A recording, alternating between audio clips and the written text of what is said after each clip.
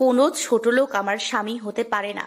আর তোকে না বললাম আমার কাছে স্বামীর অধিকার চাইবি না? আপনি আমার বউ, আমি আপনার সাথে থাকতেই পারি। কি বললি তুই? কোনো ছোট লোক আমার স্বামী হতে পারে না। প্রতিদিন ভালোবাসার নতুন নতুন গল্প পেতে চ্যানেলটি সাবস্ক্রাইব করে পাশে থাকা বেল বাটনে ক্লিক করুন। তুই আমার পাশে কি করিস? আর আমার জামা কোথায়? আমি তো আপনার রুমে থাকতে চাইনি, আপনি নিজেই আমাকে বাধ্য করেছেন। আর তাছাড়া আপনি আমার বউ, আমি আপনার সাথে থাকতেই পারি। আপনার উপর আমার অধিকার সবচেয়ে বেশি। এই সুরের বাচ্চা, কি বললি তুই?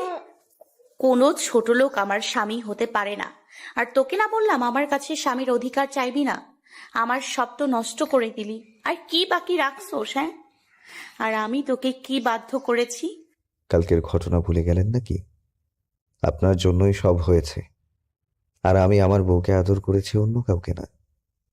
আমি যদি জানতাম আপনি কালকে ওই রকম কিছু একটা করবেন তাহলে কোনোদিনও আপনার সাথে যেতাম না। জানেন কালকে আপনার সাথে কি হয়েছিল?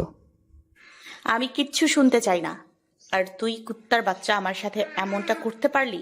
আমি তোকে স্বামী হিসেবে মানি না বলে সুযোগ খুঁজছিলি, তাই না? আর যেই সুযোগ পেয়ে গেলি আর কাজে লাগিয়ে ফেললি। আপনি আমার পুরো কথাটা শুনছেন না। আমার চোখের সামনে থেকে সরে যা, আমি তোকে দেখতে পাচ্ছি না। আমি নিশ্চুপ থেকে তাকে বললাম, কালকে রাতে আপনি নেশা করে সেন্স ছিল না, আর এই সুযোগ নিয়ে আপনার বান্ধবীর ভাই আপনার সাথে খারাপ কিছু করতে চাচ্ছিল। তাই তো আমি আপনাকে ওখান থেকে নিয়ে আসি। বাসায় নিয়ে আসার পর আপনার সেন্স ছিল না বলে আমাকে জড়িয়ে ধরেছিলেন এবং ছাড়ছিলেন না। আমি অনেক চেষ্টা করে নিজেকে ছাড়াতে না পেরে এই দুর্ঘটনাটা ঘটে। এরপর রবি আমার সব কথা শুনে বলল, আমি তোর কথা বিশ্বাস করি না। তুই মিথ্যে কথা বলতেছোস আমার সাথে। তুই কি ভাবিস আমি কিছু বুঝি না? মিথ্যে কথা বলে তুই আমাকে ভোগ করলি, হ্যাঁ? সত্যি কথা, আমি মিথ্যা বলছি না, আমাকে বিশ্বাস করুন। বিশ্বাস করি না? ছোট লোকের বাচ্চা, তুই চলে যা আমার সামনে থেকে। আর কোনো দিনও আসবি না। তোকে আমি একটু ভালো ভাবতাম, আমি জানতাম না তোর চরিত্র এই রকম। এই শিক্ষা দিয়েছে তোর বাবা মা? এই এতই যদি শরীরের চাহিদা থাকতো বিদ্যালয়ে যাইতি। এসব কথা শুনে আমার রাগ উঠে গেল। সে আমার চরিত্র নিয়ে কথা বলল। এতদিনে সবকিছু সহ্য করেছি শুধু ভালোবাসি বলে, কিন্তু আর না, এত কিছু আমি আর মেনে নিব না। রুবির জন্য আমার মনে যতটুকু ভালোবাসা ছিল তা আজ ঘৃণায় পরিণত হলো। আমি নিজেকে শান্ত করে রুবিকে বললাম, অনেক অপমান সহ্য করেছি শুধু তোকে ভালোবাসি বলে, কিন্তু তুই আমাকে এত বড় কথা বলতে পারলি? কি চাস তুই? আমি চলে যাব তোর জীবন থেকে, তাই না? রুবি আমার কথা শুনে কিছুটা অবাক হলো, কারণ আজ পর্যন্ত রুবিকে কখনো তুই করে বলিনি। সে আমার দিকে চেয়ে বলল, আমি চাই তুই আমার জীবনে কখনো ফিরে আসবি না, আর আসিস না আমার কাছে। আচ্ছা ঠিক আছে, আমি আজই চলে যাব এই বাড়ি ছেড়ে, আর আসবো না কোনোদিন তোর সামনে। তোর প্রতি আমার আজ থেকে আর কোনো ভালোবাসা নেই, যা আছে সব ঘৃণা। ভালো থাকিস। আর কোনোদিন তোর পিছনে এসে বলবো না ভালোবাসি। এ কথা বলে ব্যাগে প্রয়োজনীয় জিনিসগুলো নিলাম, সাথে রুবির একটা ছবি নিলাম। আমি রুবির রুম থেকে আমার সব কাপড় গুছিয়ে নিয়ে বেরিয়ে গেলাম ওর রুম থেকে। রুবি আমার যাবার পথ চেয়েছিল, তাতে আমার কি? খালু খালাম্মাকে কিছু বললাম না। জানি তারা কষ্ট পাবে, হয়তো আমাকে অনেক খুঁজবে। একটা দীর্ঘশ্বাস ফেললাম, পেছন ফিরে বাসাটাকে একবার ভালোভাবে দেখে নিলাম। কতগুলো বছর ছিলাম এই বাড়িতে। রুবির অবহেলায় আর আন্টি আঙ্কেলের ভালোবাসায় দিনগুলো কেটে যায়। এই বলে রাস্তায় আপন মনে হাঁটছি। ভাবতে পারিনি আমার জীবনে এমন একটা দিন আসবে। প্রিয় মানুষটির থেকে আলাদা হতে হবে। বিধাতা কেন আমাকে এমন পরীক্ষার সম্মুখীন করলেন? কেন এত অবহেলিত আমি রুবির কাছে? কেন বুঝে না ওকে সত্যি ভালোবাসি? তবে ওর থেকে দূরে গিয়েও যদি ও আমার ভালোবাসা বুঝতে পারে, তাহলে তাই করব। চলে যাব অনেক দূরে, আর আসবো না ওর কাছে। আর কাউকে ছোট লোক বলতে হবে না, আর কাউকে গালাগালি করতে হবে না। আর কালকের কথাগুলো ভাবতে লাগলাম, কি থেকে কি হয়ে গেল? সামান্য ভুলের জন্য এত বড় শাস্তি পেতে হচ্ছে। কালকে রাতে যদি নিজেকে একটু কন্ট্রোল করতে পারতাম তাহলে আর এমন একটা সময় দেখতে হতো না। বুক ফেটে কান্না আসতে লাগলো। ভাবতে কেমন জানি লাগে, জীবনে পথ চলতে হবে একা। পাওয়া হলো না রুবির ভালোবাসা। বুক ফেটে কান্না আসতে লাগলো। ভাবতেই কেমন জানি লাগে, জীবনে পথ চলতে হবে একা। পাওয়া হলো না রুবির ভালোবাসা। আমি তো শুধু একটু ভালোবাসাই চেয়েছিলাম ওর থেকে। তার বদলে কি পেলাম? শুধু অবহেলা। কোথায় যাব, আমি কি করব, কিছুই মাথায় আসছে না। ভাবলাম এই শহরে আর থাকবো না, চলে যাব এই শহর ছেড়ে। যেই শহরে শুধু অবহেলা পেয়েছি সেখানে আর থাকবো না, আর ফিরে আসবো না এই শহরে, আর আসবো না রুবির কাছে, আপনজনের কাছে। এই কথা ভেবে চলে গেলাম রেল স্টেশনে। সেখান থেকে টিকিট কাটলাম সিলেটের। কিছু সময় পর ট্রেন ছেড়ে দিল। আমিও গিয়ে বসে পড়লাম ট্রেনে। ট্রেন চলছে আপন গতিতে, আর আমি ভাবছি আজ যদি আমার বাবা মা বেঁচে থাকতো তাহলে আর এই দিন দেখতে হতো না। মা বাবাকে খুব মিস করছি। কোথায় চলে গেলে তোমরা আমাকে একা করে? কেন নিয়ে গেলে না আমাকে? ছেড়ে গেলে এই নিষ্ঠুর পৃথিবীতে, যেখানে শুধু অবহেলায় পড়ছি আমি তিলে তিলে। আপনাদের তো পরিচয় দেয়া হয়নি। আমি হলাম আলিফ, বাবা মায়ের একমাত্র সন্তান। আমি যখন ক্লাস 10-এ পড়ি তখন আমার মা বাবা রোড অ্যাক্সিডেন্টে মারা যায়। ভাগ্যক্রমে আমি বেঁচে যাই। তারপর থেকে খালা খালুর বাড়িতে বড় হই, আর রুবি হচ্ছে তাদের একমাত্র মেয়ে। আমি অনার্স 3য় বর্ষে পড়ি, রুবিও। গল্পের সাথে সবকিছু জানতে পারবেন। আপনাদের সাথে কথা বলতে বলতে চলে আসলাম নিজ গন্তব্য সিলেট শহরে। ট্রেন থেকে নেমে পড়লাম। সাইনবোর্ডে তাকিয়ে দেখি এই জায়গার নাম চাঁদপুর। আমি কিছুক্ষণ স্টেশনে এক চেয়ারে বসে বসে খালা খালুর কথা ভাবছি। তারা আমাকে বাড়ি না দেখতে পেয়ে পাগলের মতো খুঁজছে হয়তো। আর রুবি হয়তো অনেক খুশি হয়েছে আমি তার জীবন থেকে চলে এসেছি বলে। আর কোনো ছোট্ট লোক তার পিছে ঘুরবে না। এসব কথা মনে পড়ছে আর দু চোখ বেয়ে শুধু পানি পড়ছে। তবে আমিও ভেবে নিয়েছি কোনোদিন নিজের শহরে যাব না, আর রুবিকে আমার এই চেহারা দেখাবো না। এখন একটা থাকার জায়গা করতে পারলে এখন একটা থাকার জায়গা করতে হবে, তারপর কলেজে ভর্তি হতে হবে। কিন্তু কে সাহায্য করবে আমাকে? আমি তো কাউকে চিনি না এখানে। এবার স্টেশন থেকে বেরিয়ে শহরের দিকে যাচ্ছি। এভাবে হাঁটতে হাঁটতে কখন যে রাত হয়ে যায় মনে নেই। আমি রাস্তার ল্যাম্প পোস্টের নিচে দাঁড়িয়ে আছি, আর তখনই দূরে দেখলাম একটা লোক গাড়ি থেকে নেমে দোকানে কিছু জিনিস নিয়ে গাড়ির কাছে যাচ্ছিল। আর তখনই লোকটা বুকে হাত দিয়ে রাস্তার মাঝে পড়ে গেল। আমি যেতে চাচ্ছিলাম, তারপর একটু ভেবে গেলাম লোকটির কাছে। লোকটিকে দেখে মনে হলো অজ্ঞান হয়ে গেছে। আমি তাকে ওনার গাড়িতে ওঠালাম। পাশের মানুষকে প্রশ্ন করে জানতে পারলাম পাশে একটা হাসপাতাল আছে, তাকে ওই হাসপাতালে নিয়ে গেলাম। ডাক্তার নার্স এসে তাকে নিয়ে গেল। আমি ভাবলাম চলে যাব, তারপর ভাবলাম লোকটাকে একটু দেখিয়ে যাই কি অবস্থা। কিছু সময় পর ডাক্তার বেরিয়ে আসলো। চিন্তার কোনো কারণ নেই, রোগী এখন সুস্থ আছে। কি হয়েছিল ওনার? উনি হার্টের রোগী, হার্টের সমস্যার কারণে এমন হয়েছে। বলে ডাক্তার চলে গেল। এখন 3টা বাজে। আমারও যাওয়ার কোনো জায়গা নেই, তাই হাসপাতালে থেকে গেলাম। সকালে ওনার সাথে দেখা হলে চলে যাব সকালে। আপনি এখন কেমন আছেন? এখন একটু ভালো আছি বাবা। তুমি আমার জীবন বাঁচিয়েছো। তোমাকে কি বলেছে ধন্যবাদ দেব? আঙ্কেল, ধন্যবাদ জানানোর দরকার নেই। আচ্ছা, আমি আসি। তোমাকে দেখে মনে হয় এই শহরে না। বাসা কোথায় তোমার? আমি ঢাকা থেকে এসেছি এখানে কালকেই, কাজের খোঁজে। আঙ্কেল কিছু একটা ভেবে আমাকে বললেন। কোন ক্লাস পর্যন্ত পড়াশোনা করছো? আমি এখন অনার্স 3rd ইয়ারে পড়ি। আচ্ছা, তোমাকে আমার অফিসে কাজ দিব, করবে? আমি ওনার জীবন বাঁচিয়েছি বলে হয়তো করুণা করছে, তা বাদে এখানে থাকতে গেলেও চাকরির দরকার, তা ভেবে হ্যাঁ করে দিলাম।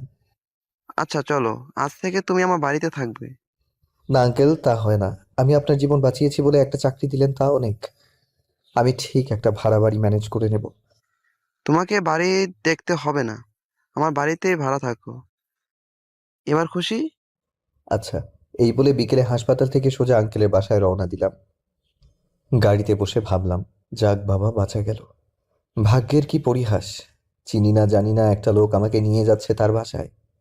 অবশেষে একটা থাকার জায়গা তো পেলাম। এসব ভাবতে ভাবতে চলে আসলাম আঙ্কেলের বাসায়। বাসাটা অনেক বড়, দেখে বোঝা যাচ্ছে আঙ্কেল বড় লোক, কিন্তু আমাদের মতো না। বাসার ভেতর ঢুকে আঙ্কেল সবাইকে ডাক দিল। সবাই আঙ্কেলকে দেখছে ঠিক আছে কিনা। আঙ্কেল সকালে ফোন করে সবাইকে বলে দিয়েছিল। আন্টি আমার কাছে এসে বলল, বাবা, তোমাকে অসংখ্য ধন্যবাদ। ধন্যবাদ দেওয়ার দরকার নেই। তা বাদে আঙ্কেল আমার জন্য আজ যা করলো তা এর কাছে কিছুই নয়। আচ্ছা বাবা, ওই ওপরতলার রুমটা তোমার আজ থেকে। তুমি ওইখানেই থাকবে। যাও, ফ্রেশ হয়ে আসো, সবাই একসাথে খাবার খাবো। যাওয়ার পথে আঙ্কেলের মেয়ের সাথে দেখা হলো। ধন্যবাদ আমার বাবার জীবন বাঁচানোর জন্য। আরে ধন্যবাদ জানানোর প্রয়োজন নেই। আপনার নামটা কি জানতে পারি? আমি আরিফ। আপনার নাম কি? আমার নাম রিমি। আমি অনার্স ২য় বর্ষে পড়ি। আমি অনার্স ৩য় বর্ষে পড়ি। আপনার বাসায় কে কে আছে? আমি এতিম, আমার কেউ নেই। এবার মেয়েটির দিকে তাকিয়ে দেখি মেয়েটি আমার দিকে এক দৃষ্টিতে তাকিয়ে আছে। হয়তো আমার উপর মায়া হচ্ছে।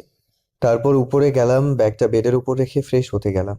ফ্রেশ হয়ে আসতে না আসতেই আন্টির ডাক, খেতে ডাকছে। নিচে গিয়ে খাবার টেবিলে বসলাম, সবাই একসাথে খাচ্ছি। তখন আঙ্কেল বলল, তোমারও তো এখনো পড়ালেখা শেষ হয় নাই, তা পড়াশোনা ছেড়ে দিবে নাকি? না আঙ্কেল, চাকরির পাশে পড়াশোনাটাও কন্টিনিউ করব। আচ্ছা রিমিমা, তুই আরিফকে নিয়ে যাস, তোর কলেজে ওখানে ভর্তি করে দিবি। আচ্ছা বাবা। তারপর রাতের খাবার খেয়ে রিমি আমার সাথে রুমে গেল। দুজনে মিলে রুমটা গুছালাম। আসলেই রিমি মেয়েটা অনেক সুন্দর আর অনেক ভালো। তবে রিমি আমার দিকে একটু পরপর আর চোখে তাকাচ্ছে আর মিটমিট করে হাসছে। সকালে উঠে ফ্রেশ হয়ে হালকা নাস্তা করে রিমির সাথে তাদের কলেজে গেলাম। ভর্তির কাজ সব শেষ হলে 3টা ক্লাস করে বাইরে এসে দেখি রিমি আমার জন্য বাইরে দাঁড়িয়ে আছে। কেমন হলো আজকে ক্লাসগুলো? অনেক ভালো, আর কলেজটাও অনেক সুন্দর। খুব ভালো লাগছে আমার। তারপর বাসায় চলে আসলাম। দুপুরের খাবার খেয়ে দিলাম একটা ঘুম। ঘুম থেকে উঠলাম বিকেলে। তারপর রিমি আসলো আমার ঘরে। আরে রিমি, এখানে কেন? কেন? আসতে পারি না বুঝি? আরে তোমার বাসা, তোমার ঘর, তুমি আসবে না তো কে আসবে? বলছিলাম কোনো দরকার ছিল নাকি, তাই বললাম। না, সেরকম কিছু না। ভাবলাম তোমাকে নিয়ে একটু ঘুরতে যাব। আমি ভাবলাম এখানকার তো কিছুই চিনি না, তা ঘুরতে গেলে অনেক কিছুই চেনা হবে, তাই হ্যাঁ বলে দিলাম। তারপর দুজন মিলে বের হলাম ঘুরতে। রিমি নীল একটা শাড়ি পরেছে, দেখতে খুব সুন্দর লাগছে। মেয়েটার মনও ভালো। তারপর আমরা দুজন মিলে অনেক জায়গায় ঘুরলাম, কিছু খেয়ে বাসায় চলে আসলাম সন্ধ্যার দিকে। বাসায় এসে শুয়ে পড়লাম। মনে পড়লো ফোনের কথা। সেই দিন বন্ধ করে রেখেছিলাম, ওভাবেই বন্ধ হয়ে আছে। ফোনটা হাতে নিয়ে ফোন থেকে সিম বের করলাম।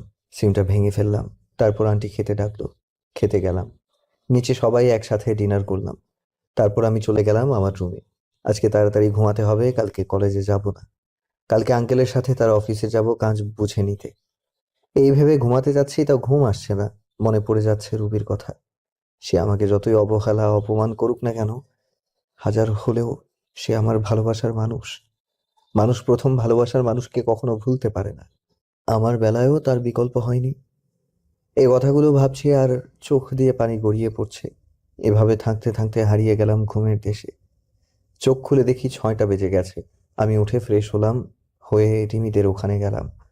আসলে রিমিরা নিচে থাকে, আর আমি দোতলায় থাকি। নিচে যেতে আন্টির সাথে দেখা, বসতে বলল। বসে থাকতে থাকতে এক সময় আঙ্কেলও চলে আসলো। সবাই একসাথে বসে সকালের নাস্তা সেরে ফেললাম। তা আরিফ, তুমি আজ থেকে অফিসে জয়েন করতে চাও? হ্যাঁ আঙ্কেল, আজ থেকেই যাব। আর অফিসের পাশে পাশে পড়াশোনাটাও চালিয়ে যাব। এই বলে আঙ্কেল আর আমি বেরিয়ে পড়লাম বাসা থেকে অফিসের উদ্দেশ্যে। অফিসে গিয়ে আঙ্কেল সবাইকে ডাক দিলেন। সবাই আঙ্কেলের পাশে আসলেন। আঙ্কেল আমাকে দেখিয়ে দিয়ে বললেন, এর নাম আরিফ। এ এখন থেকে এখানে কাজ করবে। আজ থেকে জয়েন করলো। তারপর সবার সাথে আমি কুশল বিনিময় করলাম। এরপর আঙ্কেল ম্যানেজারকে বলে গেলেন আমাকে কাজ বুঝিয়ে দিতে। ম্যানেজার সাহেব আমাকে একটা কেবিনে নিয়ে গেলেন এবং অফিসের কাজগুলো বুঝিয়ে দিয়ে চলে গেলেন। এই কাজ করতে করতে দুপুর হয়ে গেল। পিয়ন এসে বলে গেলেন আঙ্কেল নাকি ডাকছে। তাই আমি আঙ্কেলের কাছে গেলাম। স্যার, আমাকে ডেকেছেন? আঙ্কেল রাগী গলায় বলল, তুমি আমাকে আঙ্কেল ডাকছো যে? এটা তো অফিস, এখানে আপনি আমার বস, তাই আঙ্কেল ডাকলে কেমন দেখায় না? আচ্ছা, তোমার যা ভালো মনে করো। তোমাকে ডাকছিলাম। আজ আর কাজ করতে হবে না, চলো বাসায় যাব, কাল থেকে এসো। আচ্ছা চলেন। এই বলে আমি আর আঙ্কেল বেরিয়ে পড়লাম অফিস থেকে বাসার উদ্দেশ্যে। আচ্ছা চলেন। এই বলে আমি আর আঙ্কেল বেরিয়ে পড়লাম অফিস থেকে বাসার উদ্দেশ্যে। বাসায় আসলাম, রুমে গিয়ে ফ্রেশ হয়ে নিচে আসলাম। তখনই দেখলাম রিমি আসছে কলেজ থেকে। রিমি গেল ফ্রেশ হতে, ফ্রেশ হয়ে আসলে সবাই একসাথে খাবো। তারপর আঙ্কেল, রিমি সবাই আসলো খাবার খেয়ে। আমি আমার রুমে গিয়ে ঘুমিয়ে পড়লাম। বিকেলে উঠে বাহিরে গেলাম নতুন সিম কিনতে। নতুন সিম কিনতে হবে। আগের সিম নষ্ট করে ফেলেছি যাতে কেউ যোগাযোগ করতে না পারে। তারপর একটু ঘোরাঘুরি করে বাসায় এসে রিমিদের ওখানে গিয়ে রাতের খাবার খেয়ে চলে গেলাম রুমে। কাল আবার অফিসে যেতে হবে। এভাবেই কেটে গেল অনেক দিন। তাও আমার মন থেকে রুবিকে মুছে ফেলতে পারলাম না। যখনই তার কথা মনে হয় অনেক কষ্ট হয়। কি করব, ভালোবাসি যে তাকে। এখন আর রিমিদের ওখানে প্রয়োজন ছাড়া যাই না। এখন আমি নিজেই রান্না করে খাই। আর কতকাল মানুষের বাসায় খাবো? আমার জন্য যা করেছে সেটাই অনেক। রিমিদের বাসায় যাই না দেখে রিমি প্রতিদিনই কিছু না কিছু নিয়ে আসে আমার জন্য। বারণ করা সত্ত্বেও নিয়ে আসে। তবে রিমির ব্যবহার দেখে আমি খুব অবাক হই। মেয়েটা এত ভালো। আর মাঝে মাঝে রিমির আচরণ দেখে মনে হয় রিমি আমাকে খুব ভালোবাসে। আমার কখন কি লাগবে সব সময় চোখে চোখে রাখবে, কেয়ার করবে, মিষ্টি শাসন করবে। রিমির মিষ্টি শাসন আর কেয়ারগুলো খুব ভালো লাগে। কিন্তু আমি যে তাকে ভালোবাসতে পারবো না। আমার মন যে অনেক আগেই একজনকে দিয়ে ফেলেছে। দূরে আছি তো কি হয়েছে, দূর থেকেও মানুষকে ভালোবাসা যায়। একদিন আমি কলেজে এক মেয়ে বান্ধবীর সাথে কথা বলছি, আর সামনে গেটের দিকে যাচ্ছি। মেয়েটা আমায় খুব কাছের মনে করে। সে আমার হাত ধরে হাঁটছে। আর তখনই সামনে দেখি রিমি। কিন্তু তার চোখ দিয়ে অনবরত পানি বের হচ্ছে। আমি আমার বন্ধুর কাছ থেকে বিদায় নিয়ে যেই রিমির কাছে যাব তখনই রিমি আমাকে অনেক জোরে একটা থাপ্পড় মারলো। থাপ্পড় মেরে রিমি চলে গেল বাসায়। আর আমি মাথা নিচু করে দাঁড়িয়ে আছি। চোখ দিয়ে 2 ফোঁটা নোনা জল বেরিয়ে আসলো। আবার পুরনো কথা মনে করে দিল। আচ্ছা, আবার রুবি ঠিক একইভাবে আমাকে চড় মেরেছিল। খুব কষ্ট পেয়েছিলাম তখন। রিমি আমাকে থাপ্পড় মারলো। তখন 1000 গুণ কষ্ট পেয়েছিলাম। কলেজের পর আমি আর রিমিদের বাড়ি যাইনি। একটা চায়ের দোকানে বসেছিলাম। বসে থাকতে থাকতে সন্ধ্যা হয়ে আসছে। রিমি আমাকে থাপ্পড় মেরেছে, এই জন্য আমি কষ্ট পাইনি। রিমি আমাকে থাপ্পড় মেরে আমার পুরনো কথা মনে করে দিয়েছে। তাই খুব কষ্ট হচ্ছে। তাই বসে আছি আর সিগারেট খাচ্ছি। হঠাৎ করে ফোনটা বেজে উঠলো। হাতে নিয়ে দেখি রিমি ফোন করছে, বাসায় যেতে বলছে। তাই আর বসে থাকলাম না, বাসার দিকে রওনা হলাম। কিছুক্ষণ হাঁটার পর বাড়ি চলে আসলাম। দরজার কাছে এসে দেখি দরজা আগে থেকে খোলা। আরে চাবি তো আমার কাছে, দরজা কে খুললো? ভেতরে গিয়ে দেখি রিমি। তাহলে রিমি খুলেছে। আসলে বাড়িওয়ালার কাছে আরেক সেট চাবি ছিল। রুমে ঢুকতেই রিমি বলে উঠল, কোথায় ছিলে তুমি? জানো আমি কত কান্না করেছি তোমার জন্য, কত চিন্তায় ছিলাম আমি। এবার রিমি দৌড়ে এসে আমাকে জড়িয়ে ধরে জোরে জোরে কান্না করে দিল। আমি তো বেশ অবাক হলাম। রিমি, তুমি কি করছো? ছাড়ো আমায়। না, ছাড়বো না। তুমি কিছু বোঝো না আমি তোমাকে কতটা ভালোবাসি।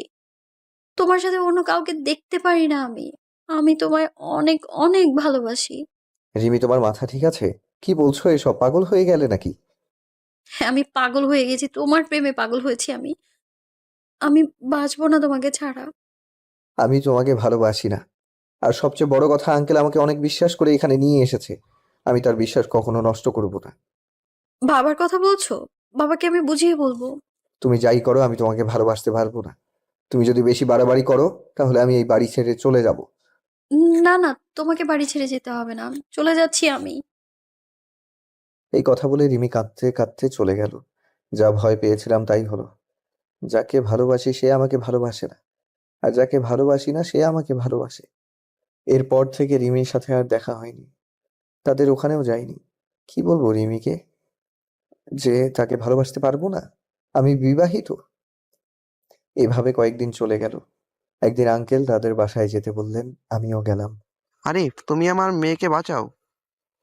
কি হয়েছে রিমির?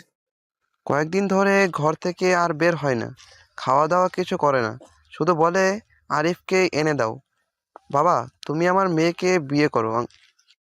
না আঙ্কেল, এটা হয় না। আমি রিমিকে বিয়ে করতে পারবো না। আপনি আমার যে উপকারটা করেছেন তা আমি জীবন দিয়ে হলেও শোধ করতে পারবো না। কিন্তু আমি জেনে শুনে আমার জীবনের সাথে আরো একটা জীবন নষ্ট করতে পারবো না। কেন বাবা, কি হয়েছে? আমাকে একটু খুলে বলো। আমি বললাম রিমিকেও ডাক দিতে। তারপর আঙ্কেল, আন্টি, রিমি সবাইকে উদ্দেশ্য করে বললাম, আমি বিবাহিত।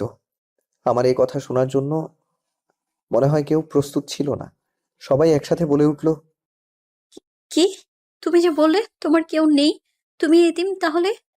আসলে আমি এতিম হলেও আমার খালা খালুর বাড়িতে বড় হয়েছি, এবং আমার বউও আছে। তাহলে তুমি এখানে কেন, পরিবার ছেড়ে?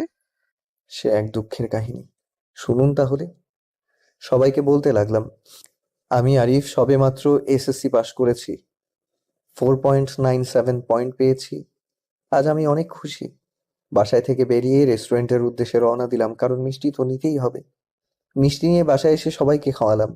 তারপর খাওয়া দাওয়া শুরু করে শুয়ে আছি, এমন সময় আমার ফোন চিল্লাচিল্লি করছে। মানে কেউ বা ফোন দিয়েছে। স্ক্রিনে তাকিয়ে দেখি মামুন ফোন দিয়েছে। রিসিভ করতেই, কি রে শালা, 7টা বাজতে চলেছে, আজ আড্ডায় আসবি না? ভুলেই গিয়েছিলাম, তোরা আয়, আমি আসছি। সবাই আসছে, তুই তাড়াতাড়ি আয়। আচ্ছা, 5 মিনিট অপেক্ষা কর। ওকে। তারপর ফোন কেটে দিয়ে আড্ডার দিকে রওনা দিলাম। আসলে মামুন, রহিম, মোকসেদ, নাজমুল আমাদের প্রাইমারি থেকেই পরিচয়, আমরা ফ্রেন্ড। আড্ডায় এসে আমরা সবাই কথা বলতে লাগলাম। হঠাৎ রহিম বলতে লাগলো, সবাই শোন, আমাদের গার্লফ্রেন্ড আছে, কিন্তু আরিফ দোস্তের নাই। বেচারা সারা জীবন মনে হয় এরকমই থাকবে হিজড়া হয়ে। হয় মনে হয়। শালারা দেখ আমি কি করি, তোদের গার্লফ্রেন্ডদের ফোন দিয়ে কি বলি। দোস্ত না রে, এবারের মতো মাফ করে দে, আর হবে না। ওকে, মনে থাকে যেন। সে সময় আম্মুর ফোন আসলো। আমি ফোন বের করে বললাম, হ্যাঁ আম্মু বলো। তুই কোথায় আছিস? এই তো বন্ধুদের সাথে আড্ডা দিচ্ছি। এখন আর আড্ডা দিতে হবে না, বাসায় আয়, দরকার আছে। আচ্ছা, বন্ধুদের কাছ থেকে বিদায় নিয়ে বাসায় আসলাম। এসে ফ্রেশ হয়ে খাবার টেবিলে বসলাম। তোর তো পরীক্ষা শেষ, আর তোর আব্বু অনেকদিন পর ছুটি পেয়েছে, তাই ভাবলাম তোর খালার বাড়ি থেকে ঘুরে আসব। কি বলিস? আমার যে কি আনন্দ হচ্ছে, খালার বাড়ি যাব। আপনারা ভাবছেন খালার বাড়ির কথা শুনে এত আনন্দ হচ্ছে কেন? কারণ সেখানে গেলে আমার খালাতো বোন রুবির সাথে দেখা হবে। কারণ ওকে আমি ছোট্ট থেকেই পছন্দ করি। আচ্ছা আচ্ছা, কবে যাব আমরা?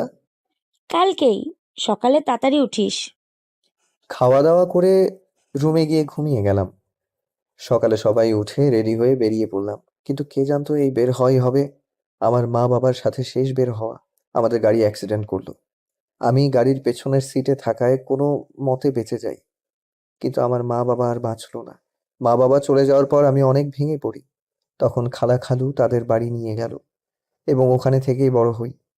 খালা আমাকে নিজের ছেলের মতোই ভালোবাসতো, কিন্তু রুবি যাকে আমি ভালোবাসি সে ছিল খুবই অহংকারী।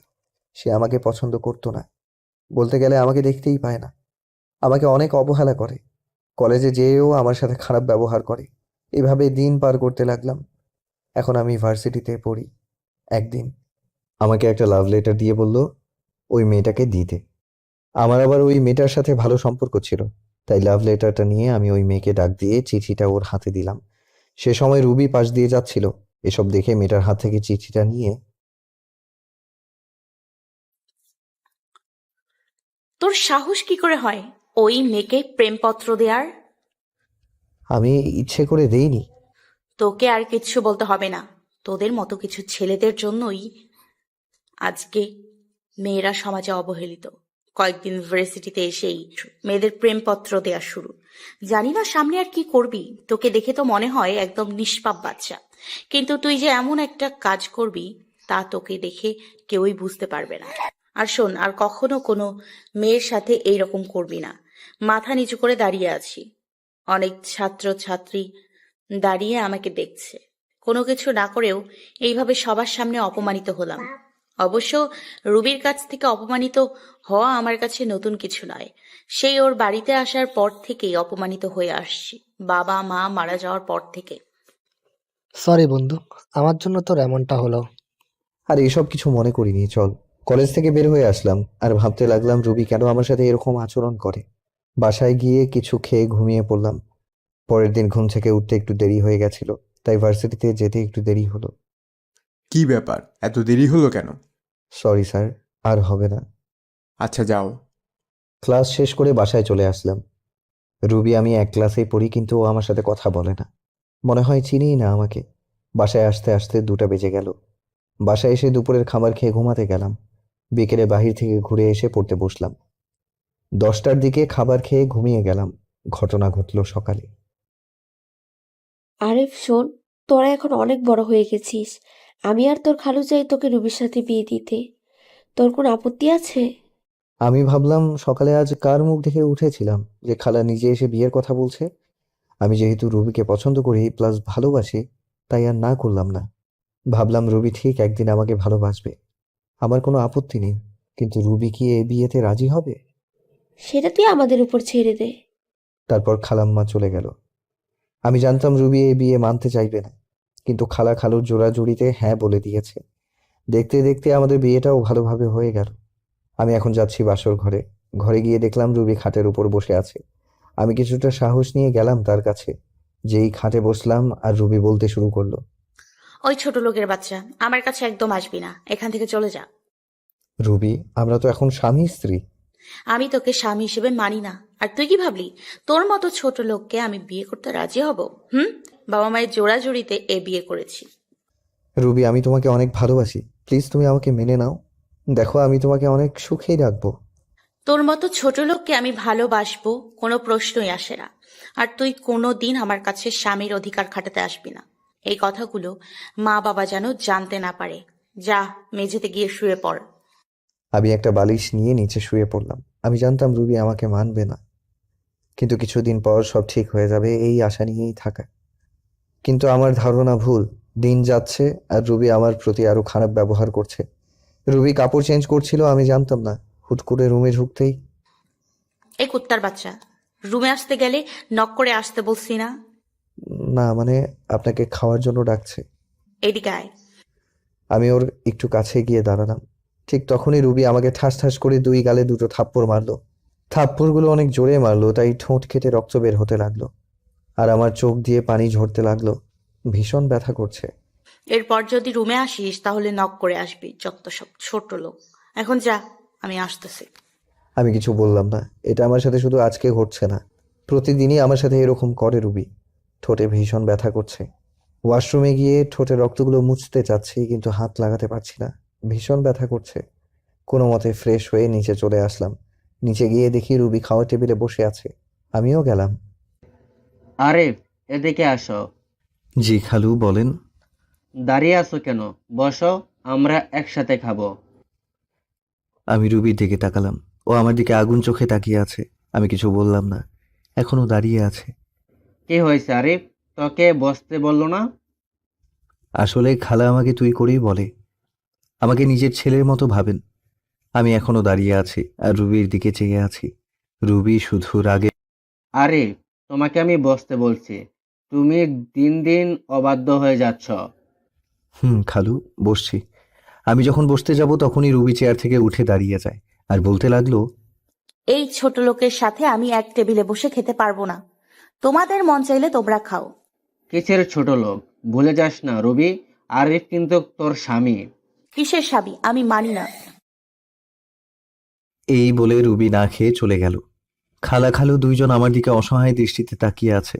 আমি মুচকি হেসে বললাম, খালু, আমি কিছু মনে করিনি রুবির কথায়। একদিন সব ঠিক হবে ইনশাল্লাহ। তাই যেন হয় বাবা। আয়, তোকে আমি নিজ হাতে খাইয়ে দিই। আমি আর কিছু না বলে চুপচাপ খেয়ে নিলাম। এরপর রুমে আসলাম। রুমে এসে দেখি রুবি খাটে শুয়ে আছে। আমি সোফায় গিয়ে শুয়ে পড়লাম। আব্বু আম্মুর কথা খুব মনে পড়ছে। আজকে যদি ওরা বেঁচে থাকতো তাহলে আর আমাকে এইরকম দিনগুলো দেখতে হতো না।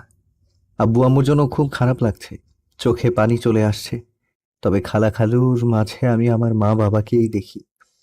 তারা আমাকে অনেক ভালোবাসে। কথাগুলো ভাবতে ভাবতে ঘুমিয়ে গেলাম। ফজরের আজান শুনে ঘুমটা ভেঙে গেল, তাই উঠে ফ্রেশ হয়ে নামাজ পড়ার জন্য মসজিদে গেলাম। চারদিকে হালকা হালকা আলো ফোঁটা শুরু করেছে। এরপর নামাজ পড়ে মোনাজাত করতে লাগলাম আব্বু আম্মুর জন্য। এক পর্যায়ে মনে পড়ে ছোটবেলার কথা। আব্বুকে ঘোড়া বানিয়ে তার পিঠে চড়া, আব্বুর সাথে স্কুলে যাওয়া। কান্না চলে এসেছে। বলতে লাগলাম, কেন তোমরা আমাকে একা করে চলে গেছো? তোমাদের সাথে নিলে না কেন? কেন রেখে গেলে এই নিষ্ঠুর পৃথিবীতে, যেখানে মা বাবা ছাড়া আর কেউ আপন নয়? কেন হলো আমার সাথে এইরকম? কেন আমাকে অবহেলা করে? কেন? কথাগুলো বলতে লাগলাম আর কান্না করতে লাগলাম। এরপর বাসায় চলে আসলাম। বাসায় ঢোকার সময় খালা আমাকে তাদের রুম থেকে ডাক দিলেন। রুমে গিয়ে দেখি খালা নামাজের বিছানায় বসে আছেন। আমি গিয়ে খালার পাশে বসলাম। আমার মাথায় হাত রাখলেন।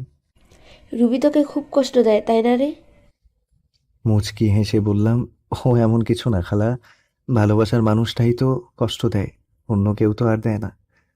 আমি সব বুঝি রে বাবা, তোর জন্য আমার খুব কষ্ট হয়। মেয়েটা কেন তোর সাথে এমন করে কিছু বুঝি না। কষ্ট এখন আর হয় না খালা, কষ্টগুলো এখন সহ্য করতে শিখে গেছি। দেখিস, রুবি একদিন তোকে ঠিক ভালোবাসবে। হুম। আচ্ছা, তুই এখন রুমে যা। আর শোন, রুবিকে ডেকে তুল, আমি নাস্তা তৈরি করতেছি। আচ্ছা খালা। এরপর রুবিকে ডাক দেইনি, কারণ ওকে ডিস্টার্ব করলে আবার আমার কপালে খারাপই আছে। ভালোবাসি তাই ওকে কিছু বলতেও পারি না। রুবিকে না দেখে আমি কলেজে যাওয়ার জন্য রেডি হয়ে নিলাম। এরপর আবার নিচে চলে গেলাম। গিয়ে দেখি রুবি নিচে নাই। খালা, রুবি কই? কেন? তোকে না বললাম ওকে ঘুম থেকে ডেকে তুলতে? ওহ খালা, ভুলে গেছি। আচ্ছা, গিয়ে নিয়ে আয়। এরপর আমি রুবিকে ডাকতে চলে গেলাম। এরপর ডাক দিলাম কিন্তু কোনো উত্তর দিল না। আবার ডাক দিলাম। এরপর ওপার থেকে রুবি বলল, কি হয়েছে? সকালবেলা এত চিল্লাচিল্লি করস কেন? আপনাকে আন্টি ডাকছে, তাড়াতাড়ি নিচে আসতে। কলেজে যেতে হবে, পরে কিন্তু দেরি হয়ে যাবে। যা তো তুই, আমি আসতেছি। আর ডিস্টার্ব করবি না আমাকে। এরপর আমি আর কিছু না বলে চলে আসলাম। নিচে গিয়ে আমি নাস্তা করে নিলাম। এরপর রুবি নিচে আসতে লাগলো। আজকে খুব সুন্দর লাগছে। গোলাপি রঙের একটা ড্রেস, কানের ফুল, চুড়ি, হার, হালকা লিপস্টিক, সব মিলিয়ে জাস্ট অসাম লাগছে। আমি হা করে তাকিয়ে থাকা দেখে রুবি আমাকে বলল, কুত্তার মতো এইভাবে তাকিয়ে আছিস কেন, শুয়োরের বাচ্চা? আমার হা করে তাকিয়ে থাকা দেখে রুবি আমাকে বলল, আদিক্ষেতা না করে গাড়ি বের কর, কলেজে যাব। রুবির কথাটি সোজা গিয়ে আমার বুকে লাগলো। কি এক কপাল নিয়ে পৃথিবীতে এসেছি। নিজের বউয়ের দিকে তাকালেও গাল গাল শুনতে হয়। ওই সময় শুধু চোখে পানি ছলছল করছে। আদিক্ষেতা না করে গাড়ি বের কর, কলেজে যাব। আমি আর কিছু না বলে গাড়ি বের করে রুবির জন্য অপেক্ষা করতে লাগলাম। কিছুক্ষণ পর রুবি আসলো। এরপর আমরা কলেজে চলে আসলাম। যদি কোথাও যাস বা কারোর সাথে কথা বলিস, তাহলে তোর অবস্থা খারাপ করে দিব। আমি শুধু মাথা নাড়ালাম। আমি শুধু খেয়াল করলাম ওর বান্ধবী ওকে বলতে লাগলো, রুবি, তুই সবসময় আরিফের সাথে এরকম করিস কেন? ছেলেটা কত স্মার্ট আর খুব ভালো, তাহলে কেন সবসময় অবহেলা করিস, কেন খারাপ আচরণ করিস? আর বড় কথা, ও এখন তোর স্বামী, তবু কেন সবসময় খারাপ ব্যবহার করিস? কিসের স্বামী? হ্যাঁ, আর তোকে আমি বলে রাখলাম, কোনোদিনও আমাকে কিছু শেখাতে আসিস না। আর এত যদি দরদ হয় তাহলে তুই ওই ছোট লোকটাকে বিয়ে করে নে, তাহলে আমিও উদ্ধার হব। আমিও তো চাই, কিন্তু জানি ও তোকে ভালোবাসে। আমি হাজার চাইলেও আমার হবে না, জানি। ওইটা আমি ভালোভাবেই জানি। আরিফ আমাকে ভালোবাসে, তুই কিভাবে জানিস? তোকে যদি ভালো না বাসতো তাহলে তোর এত অবহেলা সহ্য করতো না, তোর এত খারাপ আচরণ মুখ বুজে সহ্য করতো না। আফসোস, আরিফের মতন কেউই আমার জীবনে এলো না। ভালোবাসা না ছাই, ছোট লোকের আবার ভালোবাসা। এই বলে ওরা ক্লাসে চলে আসতে লাগলো। তাই আমি তাড়াতাড়ি করে ক্লাসে চলে আসলাম। রুবির কথাগুলোতে খুব কষ্ট পেলাম। এরপর ক্লাসগুলো শেষ করে চলে আসলাম বাড়িতে। এইভাবেই দিন কাটতে থাকে। আর রুবির অবহেলা প্রতিনিয়ত সহ্য করতে হচ্ছে। ভালোবাসার মানুষটির অবহেলা কতটা কষ্টের তা যদি রুবি জানতো, তাহলে আমাকে এইভাবে অবহেলা করতো না। বসে আছি নিজের রুমে, তখন রুবি আসলো আমার রুমে।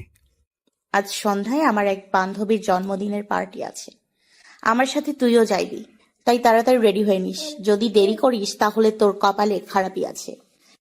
আমি শুধু মাথা নেড়ে হ্যাঁ সূচক উত্তর দিলাম। এরপর সন্ধ্যায় রেডি হয়ে গাড়ি নিয়ে বাইরে অপেক্ষা করতে লাগলাম। আজকেও খুব সুন্দর লাগছে, কিন্তু এই সৌন্দর্য আর দেখা হলো না। তার থেকে মুখ ফিরিয়ে নিলাম।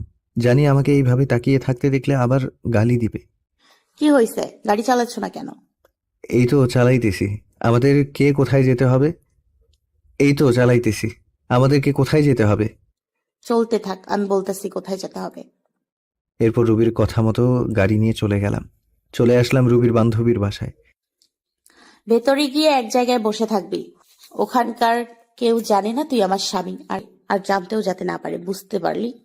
আমি মাথা নাড়লাম। ভেতরে চলে গেলাম। গিয়ে রুবি ওর বান্ধবীদের সাথে কথা বলছে।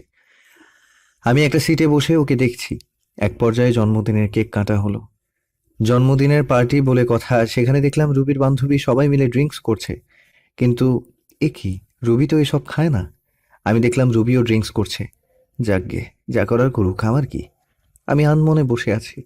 বসে থাকতে থাকতে এক পর্যায়ে চোখ গেল রুবির দিকে। দেখছি রুবির সাথে একটা ছেলে ঢলাঢলি করছে।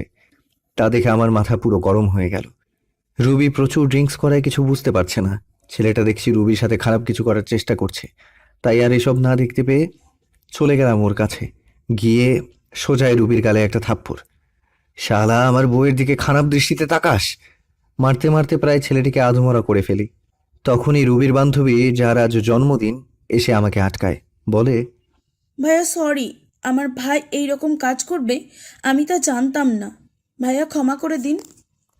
এরপর ছেলেটির মুখ টিপে ধরে বলতে লাগলাম, তোর ভাগ্য ভালো, তোকে ছেড়ে দিলাম। আর শুনে রাখ, রুবি আমার, শুধুই আমার। ওর দিকে যে চোখ তুলে তাকাবে আমি ওর চোখ উপড়ে ফেলবো।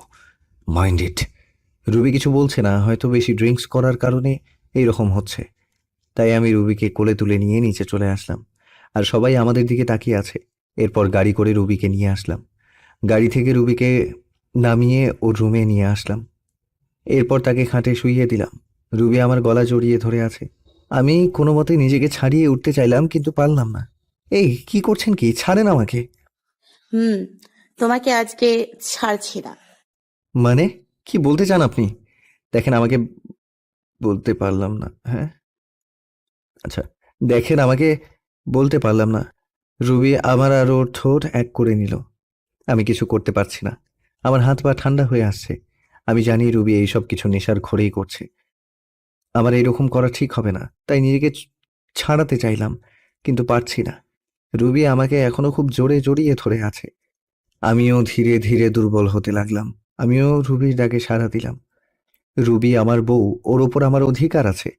আর যা হবার পরে দেখা যাবে। ধীরে ধীরে দুইজন তলিয়ে গেলাম ভালোবাসার গভীর সাগরে। সকালবেলা আমার ঘুম ভেঙে যায়। রুবি এখনো আমাকে জড়িয়ে ধরে আছে। আমি নিজেকে ছাড়িয়ে রুবির কপালে একটা চুমু দিলাম। আমার স্পর্শে রুবির ঘুম ভেঙে যায় এবং আমাকে দেখে চমকে ওঠে। তুই এখানে কি করিস? আমার পরনের কাপড় কোথায়? এরপর তো সবকিছু আপনারা জানেন, কি হলো আমার সাথে। আর না জানলে প্রথম পর্বে দেয়া আছে, গিয়ে জেনে আসুন। আর বলতে পারলাম না। হাতে অনেক ব্যথা, 10 টাকা দেন তো মলম কিনবো, টাকা নাই। এরপর আমার সাথে রুবি কি করলো, আমি কেন বাসা ছেড়ে চলে আসলাম, সবকিছু আঙ্কেল, আন্টি, রিমি সবাইকে বললাম। আমি তাদের দিকে তাকাতেই বুঝতে পারলাম তারা মন খারাপ করে বসে আছে। তারপর রিমি বলল, তুমি রুবিকে ডিভোর্স দিয়ে দাও, আমি তোমায় বিয়ে করব। এ হয় না রিমি। রুবি আমাকে যতই অবহেলা করুক না কেন, আমি তাকে এখনো আগের মতোই ভালোবাসি। আমি তার জায়গা কাউকে দিতে পারবো না। তুমি এরকম করলে আমি আর এই বাড়িতে থাকবো না, চলে যাব দূরে কোথাও। আর বলবো না, তাও তুমি চলে যেও না। আমার এইরকম পরিস্থিতি দেখে আঙ্কেল আন্টি কিছু বলতে পারলো না। তা বাদে আমি বিবাহিত। তারা যেন শুনে তাদের মেয়েকে একটা বিবাহিত ছেলের সাথে বিয়ে দিতে চাবে না। যার ঘর সংসার, স্ত্রী আছে, তার মেয়ের জীবনটা নষ্ট হয়ে যেতে দিবেন না। আমি এরপর ওদের বাসা থেকে চলে আসলাম, আর যাইনি ওদের বাসায়। এভাবেই দেখতে দেখতে 5 বছর চলে গেল। এখন আমার পড়ালেখা শেষ। এখনও আঙ্কেলের অফিসেই চাকরি করি। অনেক ভালো ভালো কোম্পানি থেকে চাকরির অফারও এসেছিল, কিন্তু না করে দিয়েছি। কারণ এই শহরে প্রথম আসি, তখন এই আঙ্কেলই অফিসে চাকরি দিয়েছিল। কেন জানি একটা মায়ার সৃষ্টি হয়ে গেল, চাইলেও আর যেতে পারিনি। তবে এই অফিসে এখন অনেক বড় পদে আছি আমি। সেদিনের পর থেকে রিমি আর কখনো ভালোবাসার কথা বলে না। আগের থেকে রিমির সাথে আমার আরও ভালো সম্পর্ক তৈরি হয়েছে, তবে সেটা বন্ধুত্বের। রিমি পড়াশোনা শেষ করায় সেও এখন আমার এই অফিসেই কাজ করে, এমডির পদে। তার বাবার পরিবর্তে সেই এই অফিসের এমডি। আমরা প্রতিদিন একসাথে করেই অফিসে যাই। আজ আমি প্রতিষ্ঠিত, আমার কোনো চিন্তা, কোনো চাপ নেই, আর কোনো অবহেলা নেই। আর কোনো অবহেলা নেই, কারো অপমান আর কেউ ডাকে না ছোট লোক বলে, কারো হাতে থাপ্পড় খেতে হয় না। তবে এই কয়েক বছরে আমার অনেকবার রুবির কথা মনে পড়ে। এমন কোনো রাত নেই যে আমার রুবির কথা মনে পড়েনি। তবে নিজেকে এখন মানিয়ে নিতে শিখেছি। এমনভাবে আমার দিন যেতে লাগলো। একদিন আঙ্কেল অফিসের সবাইকে এক জায়গায় করালেন আর বলতে লাগলেন, এবার আমরা একটা বড় ধরনের প্রজেক্ট পেয়েছি, প্রায় 2 কোটি টাকার। তাই এই কাজটা আমি আরিফকে দিতে চাই। আরিফ, তুমি কালকে বেরিয়ে পড়ো। প্রজেক্টের কাজটা ঢাকায়। ঢাকার কথাটা শুনেই আমার মাথা ধরে গেল। আমি বলতেও পারছি না যে এই কাজটা আমি করতে পারবো না, এত বড় প্রজেক্ট যে। তাই কিছু বললাম না। বাসায় এসে শুনলাম রিমিও যাচ্ছে আমার সাথে এই প্রজেক্টের কাজে। আঙ্কেল বলল, তোমাকে ওখানে থাকার কোনো চিন্তা করতে হবে না। রিমির ফুপুর বাড়ি ওখানেই তোমরা থাকবে। কাজ শেষ না হওয়া পর্যন্ত সকালে বের হব। তাই রাতে সবকিছু গুছিয়ে নিলাম, এবার ঘুমিয়ে গেলাম। সকালে রিমি আর আমি রওনা হলাম ঢাকার উদ্দেশ্যে। রেল স্টেশনে গিয়ে টিকিট কাটলাম, সিলেট টু ঢাকা। কখনো ভাবতে পারিনি যে আবার ফিরবো ঢাকাতে। ভেবে নিয়েছিলাম কখনো আর যাব না, কিন্তু কি করার, ভাগ্যে যা লেখা আছে তাই হবে। রুবি হয়তো আজ নতুন সংসার করছে, আমার কথা ভুলেই গেছে। এবার রিমি আর আমি ট্রেনে উঠলাম, গিয়ে বসে পড়লাম নিজের সিটে। ট্রেন চলছে আপন গতিতে, ভাবতে ভাবতে কখন যে ঢাকায় পৌঁছে গেছি খেয়ালই করলাম না। প্রাণের শহর ঢাকা শহর। আজ 5 বছর পর আসলাম। 5টা বছর কেটে গেল, আজ আবারও ঢাকা ফিরেছি। সবকিছু অচেনা মনে হচ্ছে। দেরি না করে সোজা রওনা দিলাম রিমির ফুপুর বাসায়। আমাকে দেখে চিনতে পারেনি, আর চিনবে বা কি করে? আমার পাশে রিমি দিকে তাকিয়ে দৌড়ে চলে আসলো রিমির কাছে। রিমিকে ধরে বলল, মা, তুমি যে আসবে আমি কখনো কল্পনা করতে পারিনি। সেই ছোটবেলায় এসেছিলে, আর তো একবারও আসলে না। আমাদের কথা মনে পড়ে না বুঝি? যা, ফ্রেশ হয়ে আসো, আমি খাবার বেড়ে দিচ্ছি। আর হ্যাঁ, তোর পাশের ছেলেটা কে রে? ও আমাদের অফিসে কাজ করে, আর আমরা অফিসের একটা প্রজেক্টের জন্য এখানে এসেছি। ফ্রেশ হয়ে সবার সাথে দুপুরের খাবারটা খেয়ে শুয়ে আছি। এমন সময় রিমি এসে বলল, বিকালে ফ্রি আছো? জবাবে হ্যাঁ অবশ্যই, তাছাড়া এখন তো আমার কোনো কাজ নেই, ফ্রি তো থাকবই। আহ, বলছিলাম কি, ফুপু বিকেলে একটু ডক্টরের কাছে যাব, একা একা যাব না, তাই আমাকে নিতে চাচ্ছে আমার সাথে, যদিও তুমি যাও। আরে সমস্যা নেই, আমি তো ফ্রি আছি, গেলাম না হয় তোমার সাথে, সময়টাও কেটে যাবে। একা একা থাকতে কি আর ভালো লাগে? আচ্ছা, তুমি এখন রেস্ট নাও। বিকেলে রিমি একটা আকাশি কালারের শাড়ি পরেছে, কাচের চুড়ি হাতে, চোখে কাজল দিয়ে আমার সাথে বের হয়েছে। ওকে দেখলে যে কোনো মানুষ প্রেমে পড়ে যাবে। ওকে দেখে রুবির কথা খুব মনে পড়ে গিয়েছে। যথারীতি ডাক্তারের চেম্বারে পৌঁছে গেলাম। রিমির ফুফুকে ডাক্তার দেখানো শেষে চেম্বার থেকে বের হব, এমন সময়ে একজন শাড়ি পরা নারীর সাথে ধাক্কা খেলাম। এই যে মিস্টার, দেখে শুনে চলতে পারেন না? কণ্ঠটা খুব পরিচিত মনে হলো। পেছন ফিরে তাকাতেই বড় সড়ো ধাক্কা খেলাম। মনের কষ্টটা আবার জেগে উঠল। এই যে রুবি, সামান্য একটু পরিবর্তন হয়েছে শুধু। মেয়েদের বয়স ধরা খুব মুশকিল। তার নজর আমার দিকে পড়তেই অবাক দৃষ্টিতে তাকায় আমার দিকে। চোখ জোড়া ছলছল করছে। আরো অবাক হলাম, তার হাতে 3-4 বছরের একটা ছেলে, একদম রুবির মতো দেখতে হয়েছে। রুবির চোখ থেকে পানি পড়ছে, আমি একদম স্পষ্ট দেখতে পাচ্ছি। এখানে বেশিক্ষণ থাকা যাবে না, তাহলে আমি যে আবার মায়ায় জড়িয়ে যাব। তাকে সরি বলে রিমিকে নিয়ে দ্রুত চেম্বার থেকে বেরিয়ে পড়লাম। এত বছরের কষ্টগুলো আবার ভেসে উঠল মনের ভেতর। নিজেকে কিছুতেই সান্ত্বনা দিতে পারছি না। রাতে বাসায় এসে কিছু না খেয়ে শুয়ে পড়লাম। আন্টি অনেক জোর করলো, খেলাম না আমি। সকালবেলা ঘুম ভাঙতেই দেখি রিমি নাস্তা হাতে দাঁড়িয়ে আছে। আমাকে দেখে বলল, রাতে তো কিছুই খাওনি, এখন একটু খেয়ে নাও। না করতে পারলাম না। নাস্তা খেয়ে বসে আছি। রিমি এসে বলল, ঘুরতে যাবে? একটু বাইরে থেকে ঘুরে আসি, তোমার মন ভালো হয়ে যাবে। অনিচ্ছা সত্ত্বেও রাজি হলাম। রিমিকে নিয়ে একটা নদীর ধারে বসে আছি। গাছপালা সমৃদ্ধ এই নদীর ধার। একটু ঘোরাঘুরি করে রাস্তা দিয়ে বাসায় যাচ্ছিলাম। রিমিও সাথে আছে। মেয়েটা খুব ভালো, আমাকে আপন মনে করে, এখনো হয়তো ভালোবাসে আমাকে। কিন্তু সেদিনের ঘটনার পর থেকে আর কিছু বলে না। হয়তো ভয়ে বলে না। আমি চলে যাব বলেছিলাম, এমনিভাবেই হাঁটছি। এমন সময় পেছন থেকে কেউ বলে উঠল, কেমন আছো আরিফ? পেছনে তাকাতেই দেখি রুবি। কে আপনি, আর কি চাই? আপনি করে বলছো? ধুর, আমি আপনাকে চিনি নাকি? এমন ভাবে বলছো মনে হয় যেন আমাদের কখনো দেখাই হয়নি। দেখুন, আমাকে বিরক্ত না করলে খুশি হব। তোমার বউকে তোমার সাথে খুব মানিয়েছে। রিমিকে আমার পাশে দেখে বলল।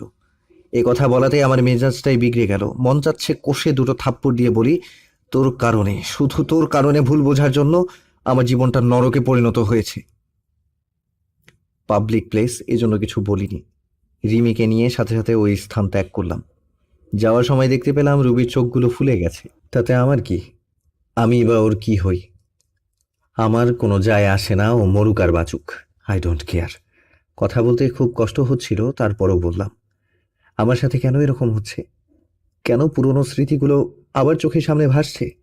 আমি নতুন জীবন চেয়েছি, কেন আবার পিছুটানা আমাকে আটকাচ্ছে? এসব ভাবতে ভাবতে বাড়ি চলে আসলাম। এসে শুয়ে পড়লাম আর ভাবতে থাকলাম রুবির কথা। কিছুই ভালো লাগছিল না।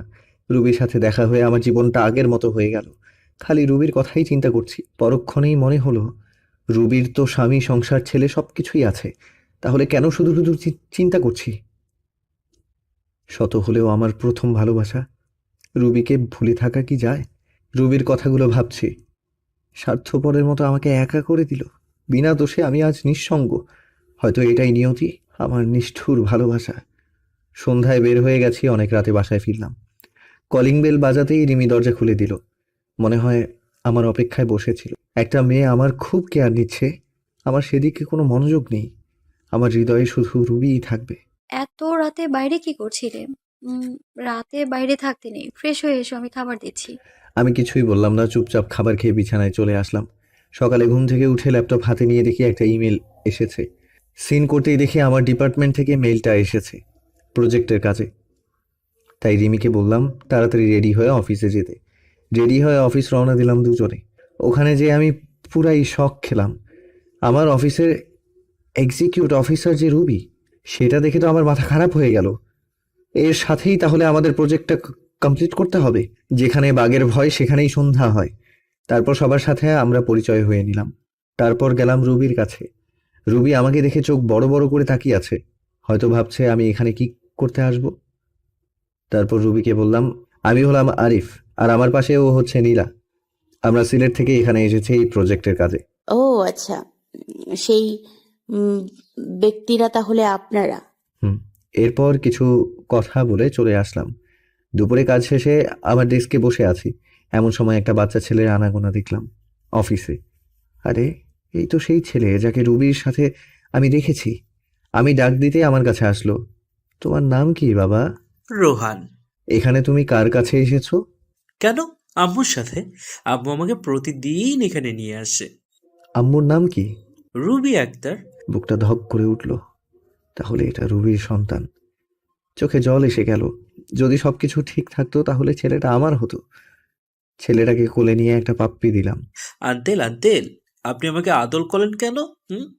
আপনাকে তো আমি চিনি না। মা বলেতে অপলিত কালো কাতে না দিতে। আজ থেকে আমরা বন্ধু। বলো মানুষ আবার বন্ধু হয় নাকি? হয় বাবা, হয়। আচ্ছা ঠিক আছে, এখন আম্মুর কাছে যাই, আম্মু না হয় বক্কা দিবে। আচ্ছা যাও। রুবির কাছে রোহান যেয়ে বলল, মা মা, আজ একটা লোক আমাকে খুব আদর করেছে আর বলেছে আমি নাকি তার বন্ধু। ও তাই বুঝি আমার সোনা বাবু? জানো মা, লোকটা খুবই ভালো আর অনেক সুন্দর। সুন্দর মানুষকে সুন্দরই বলে বাবা। মা, স্কুলে প্রতিদিন সবার বাবা আসে, তাদেরকে কত আদর করে। আমার বাবা আর আসবে না মা? ছেলেটার কথা শুনে রুবির বুকটা ফেটে যাচ্ছে। সে নিজের দোষে আজ সন্তানকে বাবা নামক বটগাছের ছায়া থেকে বঞ্চিত করেছে। কি হলো মা, তুমি কাঁদছো কেন মা? রুবি আর কিছু বলে ছেলেটাকে বুকের সাথে জড়িয়ে ধরলো। মনে মনে বলতে লাগলো, তোর বাবা যে আর কোনোদিন আসবে না। অফিস শেষে সিঁড়ি দিয়ে নামছি আমি আর রিমি। এমন সময় রুবিও নামছে। আমাকে দেখে অবাক দৃষ্টিতে তাকিয়ে আছে। আমি দেখেও না দেখার ভান করে নামতে লাগলাম। আমি তাকে জেলাস করার লক্ষ্যে রিমির সাথে হেসে খেলে কথা বলছি আর নামছি। পেছন ফিরে দেখি যে রুবির চোখ দিয়ে পানি পড়ছে আর শাড়ির আঁচল দিয়ে মুছছে। বারে, তাতে আমার কোনো যায় আসে না। স্বামী, সংসার, ছেলে নিয়ে তো ভালোই আছে। রাতে বাসায় ফিরে আসলাম। প্রতিদিনের মতো রিমির আন্টি আজও খাবার নিয়ে টেবিলে বসে আছে। আমাদের দেখে বলল, তোমরা ফ্রেশ হয়ে আসো, আমি খাবার বেড়ে দিচ্ছি। রাতে খাবার খেয়ে ঘুমের রাজ্যে হারিয়ে গেলাম। সকালে ঘুম ঘুম চোখে দেখি যে কেউ একজন ডাকছে। ওঠো, অফিস যাবে না? আমি চোখ খুলে দেখি যে রিমি দাঁড়িয়ে আছে। একটা আকাশি কালারের শাড়ি পরেছে। শাড়িতে অনেক সুন্দর লাগছে। ও মনে হয় অফিস যাওয়ার জন্য একেবারে রেডি হয়ে আছে। আসলে অ্যালার্ম বাজে নাই তো আজকে, তাই একটু দেরি হয়ে গেছে। ওয়াশরুম থেকে ফ্রেশ হয়ে নিচে এলাম। দেখি যে আন্টি আর রিমি খাবার টেবিলে বসে আছে। আন্টির পরিবার আর আন্টি, আর কেউ নেই। মানে আঙ্কেল অফিসের কাজে বাইরে গেছেন, আর তার ছেলে বিদেশি অফিসে চাকরি করে, তাই বিদেশে থাকে। তাই বাসায় এখন আন্টি ছাড়া আর কেউ নেই। আমিও নাস্তা টেবিলে বসে পড়লাম। খাবার শেষ করে রেডি হয়ে রিমিকে নিয়ে বের হলাম। রিমি নাকি আজ রিক্সা করে যাবে, তাই একটা রিক্সা নিলাম। রাস্তায় দেখলাম রুবি গাড়ি করে অফিসে যাচ্ছে। রেড সিগন্যালে গাড়িগুলো আটকে পড়েছে। আমাদের রিক্সা নিয়ে ওর গাড়ির সাথে দাঁড়ালাম। আমার সাথে রিমিকে দেখে মুখটা মলিন হয়ে যায়। শাড়ির আঁচল দিয়ে যে বারবার চোখ মুছছে তা আমার দৃষ্টি এড়ায়নি। রিমিকে নিয়ে সোজা অফিসে চলে আসলাম। অফিসে এসে দেখলাম রুবি আমার কেবিনের সামনে দাঁড়িয়ে আছে। তাই আমি রিমির সাথে হেসে হেসে কথা বলা শুরু করে দিলাম। আমিও ভাবছি একটু ঝাল না দিলে কি আর হয়। আমি সোজা রিমির গা ঘেঁষে বসে পড়ি আর হেসে হেসে কথা বলা শুরু করি। কথা বলছি আর রুবির দিকে তাকিয়ে দেখি একেবারে তেলে বেগুনে ফুলে উঠছে। ও রাগ করলে আমার কি? রাগ সামলাতে না পেরে বলল, এটা অফিস, কোনো রোম্যান্সের জায়গা নয়। রিমি দেখো না অফিসার ম্যাডাম কি বলে। আরিফ, তুমিও না। এ কথা বলে রুবি চলে গেল। আমি ভেবে পাচ্ছি না রুবি আমায় দেখে ওরকম ব্যবহার করছে কেন। তার তো স্বামী আছে। আমিও একটু মজা দেখাতে রুবির পিছে পিছে রুবির কেবিনের সামনে যেতেই শুনতে পেলাম, মা মা আগামীকাল স্কুলে স্যাররা বলেছে মা বাবাকে নিয়ে যেতে। তুমি তো প্রতিবারে বাবাকে নিয়ে যাও না। রুবির ছেলের এইরকম কথা শুনে আমার জানার আগ্রহ হচ্ছে। রুবির ছেলে বলল তার বাবা নাকি তাকে স্কুলে নিয়ে যায় না। রুবির স্বামী কোথায়? কে বা রুবির স্বামী? না, আর ভাবতে পারছি না। আমাকে একটু খবর নিতে হবে। তারপর ওখান থেকে চলে আসলাম। ছেলের কথা শুনে রুবি অনেকটা কষ্ট পেল। তখনই তার মনে পড়ল, আরিফের তো বউ আছে।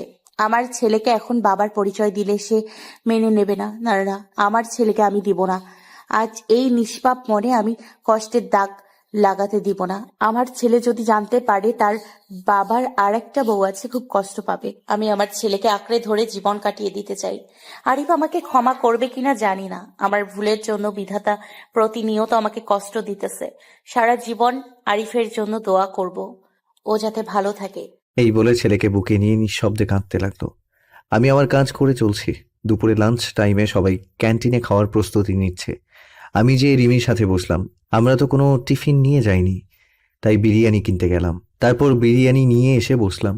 আমার বিপরীত টেবিলে রুবি বসেছে। আমার দিকে বারবার আর চোখে তাকাচ্ছে। রিমি আর আমি খাচ্ছি। হঠাৎ করে রিমির মুখে আমি লোকমা তুলে দিলাম। রুবির চোখ এড়ায়নি। রুবি সহ্য করতে না পেরে এখান থেকে উঠে গেল। এমন কেন করলো রুবি? চলে কেন গেল? সে গেল না আছে তাতে আমার কি? সেও একদিন আমাকে অনেক কষ্ট দিয়েছিল। আমি টেবিলে বসলে সে উঠে চলে যেত, এক টেবিলে বসে খাবে না বলে। কি ভাবছো আরিফ? আরে কিছু না। এই তুমি আমার মুখে লোকমা দিলে কেন? আমি কি তোমার বউ লাগি নাকি? হ্যাঁ, ধুর, বউ হতে যাবে কেন? তুমি তো আমার বেস্ট ফ্রেন্ড, আর বেস্ট ফ্রেন্ডরা বউয়ের চেয়েও বেশি হয়। এ মা, তাই বুঝি? মারবো একটা নাক বরাবর, 7 দিন মেডিকেলে থাকবো, বুঝছো? তাহলে তো ভালোই হয়, সেবা যত্ন করতে পারবা। তোমার সাথে আমি কথা বলে আর পারবো না। দুপুরের খাবার শেষ করে কেবিনে বসে আছি। অফিসটা একটু ঘুরে ঘুরে দেখতে লাগলাম। নতুন এসেছি, এখনো কিছুই দেখা হয়নি, তাই সব জায়গা ঘুরে ঘুরে দেখলাম। তারপর বাসায় চলে গেলাম। আগামীকাল সকালে আর অফিসে গেলাম না। রিমিকে বলে দিলাম তুমি যাও আজ, আমি যাব না। রিমিও যেতে চাইলো না, তাকে বুঝিয়ে পাঠিয়ে দিলাম। রিমি চলে গেল, আমি ফ্রেশ হয়ে নিলাম। এখানে আসা কয়েকদিন হয়ে গেল। ভাবলাম আজ রুবির বাসায় যাব। রুবি এখন অফিসে আছে, এই সুযোগে খালা খালুর সাথে দেখা করে আসব। রুবির ভুলের কারণে খালা খালুকে কেন দূরে করে রাখবো? তারা আমাকে কত ভালোবাসতো, নিজের ছেলের মতন। তা বাদে কালকে রুবির ছেলের কথাটা ভাবলাম, গিয়ে দেখে আসি রুবির স্বামীকে। যেই ভাবা সেই কাজ, বেরিয়ে পড়লাম খালার বাসায়। বাসাটা সেই আগের মতোই আছে, কিছু চেঞ্জ হয়েছে, নতুন রং করিয়েছে মনে হয়। বাসার গেটে গিয়ে কলিং বেল চাপ দিলাম। কয়েকবার বেল চাপতেই দরজা খুলে দিল। আমি এক দৃষ্টিতে তাকিয়ে আছি খালার দিকে। খালা বলে উঠল, কাকে চাই? বলবেই না কেন, এই 5 বছরে আমি সেই আগের আরিফ নেই। দেখতে একেবারে বদলে গেছি। খালার বয়স হয়েছে, তাই হয়তো চিনতে পারছে না। খালা, আমি আরিফ। কথাটা বলার সাথে খালার চোখ পানিতে টলমল করছে। আরিফ বলে জড়িয়ে ধরলো আমায়। আমিও কেঁদে দিলাম। কোথায় ছিলি তুই বাবা? জানিস আমরা তোকে কত খুঁজেছি। তোর খালু তো একেবারে ভেঙে পড়েছিল তোকে না পেয়ে। কেন এইভাবে চলে গেছিলি? তোর আমাদের কথা মনে পড়েনি একবারও? কেঁদেই যাচ্ছে। মনে পড়েছিল খালা, কিন্তু কি করব বলো, তখনকার পরিস্থিতি। আমি রুবিকে বলেছিলাম যে তার জীবনে আর ফিরে আসবো না। এখন তো রুবির বিয়ে হয়ে গেছে, স্বামী ছেলে সংসার হয়েছে, তাই আসলাম, তাই আবার ফিরে আসলাম। কি বলছিস তুই? রুবির বিয়ে হয়ে গেছে মানে? কেন, রুবির বিয়ে হয়নি? তার একটা ছেলেও তো দেখলাম। রুবির কোনো বিয়ে হয়নি। তুই ভিতরে আয়, বলছি সব তোকে। আমি ভেতরে গিয়ে বসলাম, খালার মুখ চেয়ে বসে আছি সবকিছু জানার জন্য। নীরবতা ভেঙে আমি বললাম, কি হলো খালা, বলো। তাহলে শোন, তুই যখন বাড়ি থেকে চলে গেছিস, রুবি তখন অনেক খুশি হয়েছিল। তার কয়েকদিন পর আমি দেখলাম রুবি সারাদিন কি যেন চিন্তা করতো আর কাঁদতো। খাওয়া দাওয়া ছেড়ে দিয়েছিল। আমি যখন জিজ্ঞেস করি তখন বলতে লাগে, মা, আমি একটা বড় ভুল করে ফেলেছি মা। আমার জন্য আরিফ এই বাড়ি ছেড়ে চলে গিয়েছে। কি বলছিস? যা বলবি খুলে বল। তারপর রুবির সেই দিনের রাতের কথা বলল। সকালে তোর সাথে অনেক বাজে ব্যবহার করে তোকে চলে যেতে বলেছে। একদিন রুবির সাথে ওর বান্ধবীর দেখা হয়। ওর বান্ধবী বলে দেয় যে রুবি যখন ড্রিঙ্কস করে ফেলে তখন সেন্স ছিল না, তখন তার ভাই রুবির সাথে খারাপ ব্যবহার করে। তাই তার বান্ধবী রুবির কাছে ক্ষমা চেয়ে চলে যায়। রুবি এসব কথা শুনে মাথাটা ধরে যায় যে তোকে দোষারোপ করেছে। মেয়েটা অনেক ভেঙে পড়ে যায়, তাই ওকে আমি কিছু বলি নাই। তার কয়েক মাস পর রুবি একদিন মাথা ঘুরে পড়ে যায়। আমি ডাক্তারের কাছে নিয়ে জানতে পারি রুবি মা হতে চলেছে। আর রুবির সাথে যে ছেলেটা দেখছিস ওটা তোর আর রুবির ছেলে। কথাগুলো শোনার পর আমার চোখ দিয়ে আপনা আপনি পানি পড়তে লাগলো। তার মানে ও আমার ছেলে। আমার যে কি আনন্দ লাগছিল বলে বোঝাতে পারবো না। তাই রুবি আমায় আর রিমিকে একসাথে দেখে জ্বলছিল। আরিফ শোন বাবা, রুবি না তোকে অনেক ভালোবাসে। তুই চলে যাওয়ার পর ও ওর ভুল বুঝতে পেরে অনেক কেঁদেছে। তোর জন্য আজও অপেক্ষা করে বসে আছে মেয়েটা। তুই আর ওকে ফিরিয়ে দিস না বাবা। তাই বললে কি হয়? আমাকে ও কম কষ্ট দিয়েছিল নাকি? তার প্রতিশোধ আমি না নিয়ে তাকে কাছে টেনে নিব না। খালা আমার একটা কথা রাখবে? কি কথা বল? আমি যে এখানে এসেছি তা যেন রুবি না জানতে পারে। আমি যে সব জানি। আর শোনো, রুবি আমাকে কম কষ্ট দেয়নি। তাই ওকে একটু শিক্ষা না দিয়ে আমি আমার কাছে টেনে নিব না। ও বুঝুক আপন জলকে কষ্ট দিলে কি হয়। আচ্ছা, তুই যা ভালো মনে করিস। ওই তো তোর খালু এসে পড়েছে। তাই আমি খালুর সাথে কথা বলে অনেক সময় ওখানে থেকে চলে আসলাম। আর বলে আসলাম রুবি যেন কিছুতেই জানতে না পারে। রাস্তা দিয়ে যাচ্ছিলাম, কিছুক্ষণ যাওয়ার পর চোখ পড়লো একটা স্কুলের গেটে। দেখি যে আমার ছেলেটা ব্যাগ ঘাড়ে নিয়ে দাঁড়িয়ে আছে। কাছে গিয়ে জিজ্ঞেস করলাম, কি হলো বাবা, এখানে মন খারাপ করে দাঁড়িয়ে আছো কেন? জানো আঙ্কেল, আমার বাবা নেই। আজ স্কুলে সবার বাবা মাকে ডেকেছে। আম্মু এসে শুধু স্যারের সাথে কথা বলে গেছে। আমি রাগ করে এখানে দাঁড়িয়ে আছি। ছেলের কথা শুনে বুকের বাঁ পাশে চিনচিন ব্যথা শুরু হয়ে গেল। মনে মনে বলছি, আমি তো তোর বাবাই, শুধু পরিস্থিতির কারণে আজ তোর থেকে দূরে। ছেলেকে আদর করে দারোয়ানকে বলে স্কুলের গেটের ভেতরে ঢুকিয়ে দিয়ে আসলাম। মনে মনে ভাবছি রুবি না হয় নিষ্ঠুর, তাই বলে আমিও নিষ্ঠুর হব? নিজের ছেলের পরিচয় আমার কাছ থেকে গোপন রাখলাম। নিজের ছেলের কাছে আমি আজ পিতার পরিচয় গোপন রাখলাম। খুব কষ্ট হচ্ছে। মা, আজও ওই আঙ্কেলটা আমার স্কুলে আসছিল। আমাকে অনেক আদর করেছে। ওইরকম যদি আমার বাবাই হতো খুব ভালো হতো না মা? রোহান তোমাকে না বলেছে অপরিচিত কোনো লোকের কাছে না যেতে? আর কোন আঙ্কেল আমাকে একটু কালকে দেখিয়ে দিও তো। আচ্ছা ঠিক আছে মা। রুবি তার ছেলেকে নিয়ে বাসায় চলে গেল। আমার কথা মতো খালাখালু কেউ বলেনি যে আমি এখানে এসেছিলাম। পরদিন অফিসে গিয়ে কেবিনে কাজ করছি। এমন সময় পিয়ন এসে আমাকে বলল, রুবি ম্যাডাম আপনাকে ডেকেছে। আমি দেরি না করে চলে গেলাম। মিস্টার আরিফ খান, আপনি কাল অফিসে এলেন না? কতগুলো কাজ ছিল, এইভাবে কাজ না করলে প্রজেক্টটা শেষ করবেন কিভাবে? আসলে ম্যাডাম ভুলে গিয়েছিলাম একটু। রাখেন আপনার ভুলে যাওয়া। এত বড় প্রজেক্টের কাজ কোন ভদ্রলোক যে আপনাকে দিয়েছে আমি তো ভেবে পাচ্ছি না। আর ভুলে তো যাবেনই, সুন্দরী বউকে নিয়ে অফিসে নষ্টি ফষ্টি করলেই তো সবই ভুলে যায়। Sorry madam. এমন সময় রোহান এসে বলল, মা, এই আঙ্কেল আমাকে খুব আদর করে। তোমাকে এনার কথা বলছিলাম। রুবি জিজ্ঞাসাসূচক দৃষ্টিতে আমার দিকে তাকালো। আমি তার মুখে একটু খুশির ছাপ দেখতে পাচ্ছি। তারপর আবার কঠোর রূপ ধারণ করলো। তোমাকে না বারণ করেছি অপরিচিত ফালতু লোকের কাছে না যেতে? আমার দিকে তাকিয়ে কথাটা বলল। মা, আঙ্কেল খুব ভালো। তুমি ফালতু বলছো কেন? চুপ, একদম চুপ। বেশি পাকনা হয়ে গেছো না? আর এই যে মিস্টার আরিফ, আপনি আমার ছেলের সাথে আর মিশবেন না, এই বলে দিলাম। মুহূর্তের মধ্যে মনটা খারাপ হয়ে গেল। ফালতু কি আমি নাকি তুমি নিজেই রুবি? খুব বলতে ইচ্ছা করছে। রুবি, কি দেখেছো তুমি আমার মাঝে ফালতুর মতো কার্যকলাপ? বলতে গিয়ে আর বললাম না। কেবিন থেকে এক বুক হতাশা নিয়ে বেরিয়ে আসলাম। মা হয়ে কেমনে নিজের ছেলেকে তার বাবার সাথে মিশতে দেয় না। খুব কষ্ট লাগছে। আচ্ছা, আমিও তোমাকে বুঝিয়ে দেবো রুবি, কষ্টের উপলব্ধিটা কেমন। অফিস শেষে রিমিকে বললাম আমার সাথে ঘুরতে যাবে নাকি। রিমিও রাজি হয়ে গেল। আমি আর রিমি একটা পার্কে বসে আছি। আমার মন খারাপ দেখে রিমি জিজ্ঞেস করলো, মন খারাপ কেন আরিফ? কই কিছু না তো, এমনি। আচ্ছা একটা কথা বলো তো আরিফ, কি? রুবি ম্যাডাম কিছুদিন থেকে তোমাকে চোখে চোখে রাখছে। আমার সাথে হেসে হেসে কথা বলে প্রচুর রাগ হয়। সেদিন আমাকে জিজ্ঞেস করলো, তোমাদের আচরণ দেখে মনে হলো স্বামী স্ত্রী। কতদিন হয়েছে তোমাদের বিয়ে হওয়ার? আর আরো অনেক কথা বলেছে। আচ্ছা তোমার সাথে রুবি ম্যাডামের কোনো সম্পর্ক আছে? আমি দীর্ঘশ্বাস ফেলে জবাব দিলাম, থাক না ওসব কথা। বলো না আরিফ। আমি তোমাকে আমার স্ত্রী কথা বলেছিলাম না? রুবি সেই আমার স্ত্রী। কথাটা বলতেই রিমি অবাক হয়ে গেল। এই হচ্ছে তোমার বউ? আমি রুবিকে সবকিছু বলবো, ও তোমাকে মেনে নিবে।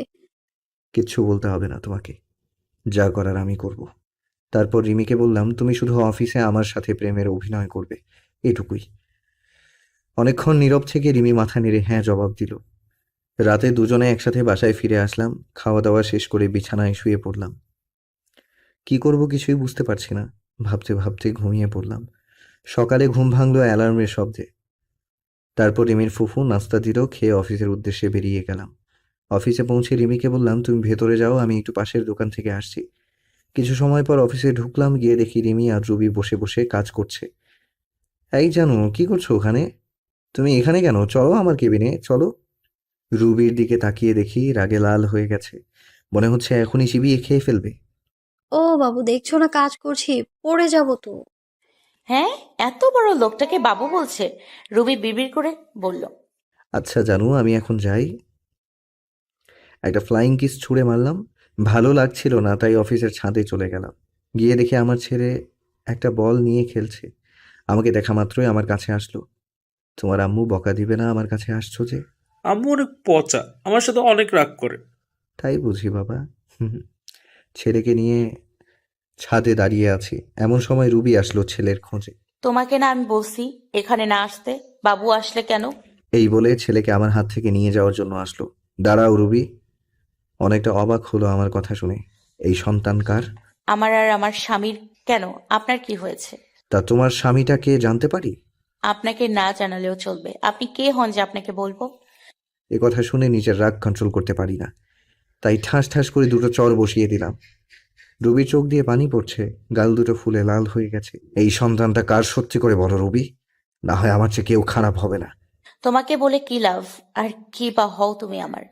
তাচ্ছিল্যের হাসি দিয়ে বললাম, অন্যতম যে স্ত্রী স্বামীকে মানে না, স্বামীকে চরিত্রহীন বলে গালি দিয়ে বাসা থেকে বের করে দেয়, তার কপালে যাই হোক স্বামী জুটবে না। শুনলাম তোমার নাকি বিয়ে হয়নি, তাহলে এই ছেলেটা কোথা থেকে আসলো? না জানি কার সাথে কি করে বেরিয়েছ। ছি! এ কথা বলার সাথে সাথে রুবি আমার কলার চেপে ধরলো আর বলতে লাগলো, মুখ সামলে কথা বলো আরিফ, আর একটাও বাজে কথা বলে খুন করে ফেলবো। আমি এক ঝটকায় রুবির হাত ছাড়িয়ে পেছন থেকে হাত দুটো মুচড়ে ধরে বললাম, সত্যি কথা বললে তো গায়ে লাগবেই। আমার লাগছে খুব, ছাড়ো প্লিজ। ছাড়ার জন্য তো ধরিনি। আগে বলো আমার কথাটা সত্যি নাকি মিথ্যা। রুবি চুপ করে আছে। তাহলে আমি ধরে নেব সব সত্য। তোমার যা ইচ্ছা মনে করতে পারো, প্লিজ আমার হাত ছাড়ো, লাগছে খুব। ওয়েট ওয়েট, এত অস্থির হচ্ছ কেন? সবে তো শুরু। আগে বলো এই সন্তান কার? চুপ। কি হলো, বলো না কেন? চুপ। আরে বলছো না কেন? কি হলো বলো। রুবি শুধু কেঁদেই চলছে। আঙ্কেল আঙ্কেল, তুমি মাকে ছেড়ে দাও, মা অনেক কষ্ট পাচ্ছে। ছেলের কথা শুনে আর ধরে রাখতে পারলাম না, ছেড়ে দিলাম। রুবি ছাড়া পেয়ে ছেলেকে জড়িয়ে ধরে কাঁদতে লাগলো। শক্ত করে জড়িয়ে ধরে আছে, মনে হচ্ছে আমি ছুঁ মেরে তার ছেলেকে নিয়ে যাব। রুবি ছেলেকে জড়িয়ে ধরে শুধু কেঁদে চলছে। আমি আবারও জিজ্ঞেস করলাম, রুবি এই সন্তানটা কার? কি হলো, বলছো না কেন? ওহ, বলবে বা কেন? নিশ্চয়ই কোনো আকাম কুকামের ফসল। রুবির চোখ দিয়ে শুধু পানি পড়ছে। আমি এ কথা বলে ওই স্থান ত্যাগ করলাম। অফিসে বসে নিজের কাজে মনোযোগ দিলাম। বলবো না আরিফ, আমি কিছুতেই আমার সন্তানের কথা তোমাকে বলবো না। এ সন্তান শুধুই আমার। তোমাকে বললে আমার সন্তানকে তুমি নিয়ে যাবে। আমি মা হয়ে এটা কিছুতেই সহ্য করতে পারবো না। এই জীবনে আমার নিজের দোষে তোমার ভালোবাসা হারিয়ে আজ আমি নিঃস্ব। এই সন্তান এখন আমার একমাত্র সম্বল। আমি যে আমার ছেলেকে ছাড়া বাঁচবো না। মা, মা তুমি কি ভাবছো? ওই আঙ্কেল তো তোমাকে কেন মেরেছে? বলো না মা, বলো না। এতটুকু বাচ্চাকে কি বলবে রুবি? নিজের করা ভুলগুলো? আর এই অবুঝ বাচ্চা কি বা বুঝবে? কিছু না বাবা, এমনি। এমনি তো কেউ মারে না মা। স্কুলের স্যাররা পড়া না দিতে পারলে খুব মারে। তুমি নিশ্চয় আঙ্কেলের কাছে পড়া দিতে পারোনি, তাই তোমাকে মারছে, তাই না? ছোট বাচ্চার মনের পরিধি যতটুকু সেই হিসেব করে বলছে কথাটা। রুবি কিছু না বলে ছেলেকে কোলে নিয়ে নিচে নেমে এলো। আমি অফিসের কাজ শেষ করে বাসায় ফিরে আসলাম। এভাবে কেটে যায় 1টি মাস। এই 1 মাসে আমি রুবিকে যথেষ্ট কষ্ট দিয়েছি। এমন কোনো দিন নেই যে আমি রুবিকে কাঁদাইনি। রিমির সাথে প্রতিনিয়ত স্বামী স্ত্রীর অভিনয় করে গেছে। রুবি এতে খুব কষ্ট পেয়েছে, আর আমিও পেয়েছি রুবির কষ্টে কষ্ট পেয়ে। প্রজেক্টের কাজও শেষের দিকে। কয়েকদিন পর অফিসে গেলাম, গিয়ে দেখি রুবি আজ আসেনি। অনেকটা অবাক হলাম। অফিস শেষে বাসায় এসে শুয়ে পড়লাম। পরদিন সকালে ভাবছি রুবি কেন অফিসে আসেনি। না, আজ আমার ছেলেকে আমার কাছে নিয়ে আসবই। ওকে ছাড়া আমার একা একা ভালো লাগে না। অফিসে কাজ করে সন্ধ্যার দিকে চলে গেলাম খালাদের বাসায়। বাসায় গিয়ে কলিং বেল বাজাতেই রোহান মানে আমার ছেলে দরজা খুলে দিল। আমাকে দেখে খুশিতে বলল, আঙ্কেল, এমন সময় রুবি রান্নাঘর থেকে বেরিয়ে আসলো। আমাকে দেখে অনেকটা অবাক হয়ে গেল। এখানে কেন এসছো? আমার ছেলেকে নিয়ে যেতে এসেছি। তুমি যতই ওর কাছ থেকে আমার পরিচয় গোপন করো, কোনো লাভ নেই। কে তোমার ছেলে? খবরদার আমার ছেলেকে ছুবে না। এটা আমারই ছেলে রুবি। না, না মানে? এক্ষুনি ডিএনএ টেস্ট করাবো? তোমার যাই ইচ্ছা করো, আমার ছেলেকে আমি কোথাও যেতে দিব না। এই বলে রোহানকে জড়িয়ে ধরল রুবি। আমি হ্যাঁচকা টান দিয়ে রোহানকে নিয়ে আসলাম নিজের কাছে। ওকে কোলে নিয়ে যাচ্ছি এমন সময় রুবির চিৎকার। আমার ছেলেকে নিয়ে যেও না প্লিজ, আমার বুক খালি করো না, ফিরিয়ে দাও আমার বাবা সোনাকে। আমি কোনো কথায় কান না দিয়ে দরজার সামনে ছেলেকে নিয়ে এগিয়ে যেতে লাগলাম। রুবি আমার পায়ে পড়ে গেল। তোমার দুটি পায়ে পড়ি, আমার ছেলেকে নিয়ে যেও না। এই বলে কাঁদতে লাগলো। আমি হাত দিয়ে ধাক্কা দিয়ে রুবিকে সরিয়ে রোহানকে নিয়ে বেরিয়ে আসলাম। আঙ্কেল আঙ্কেল, আমাকে কোথায় নিয়ে যাচ্ছ?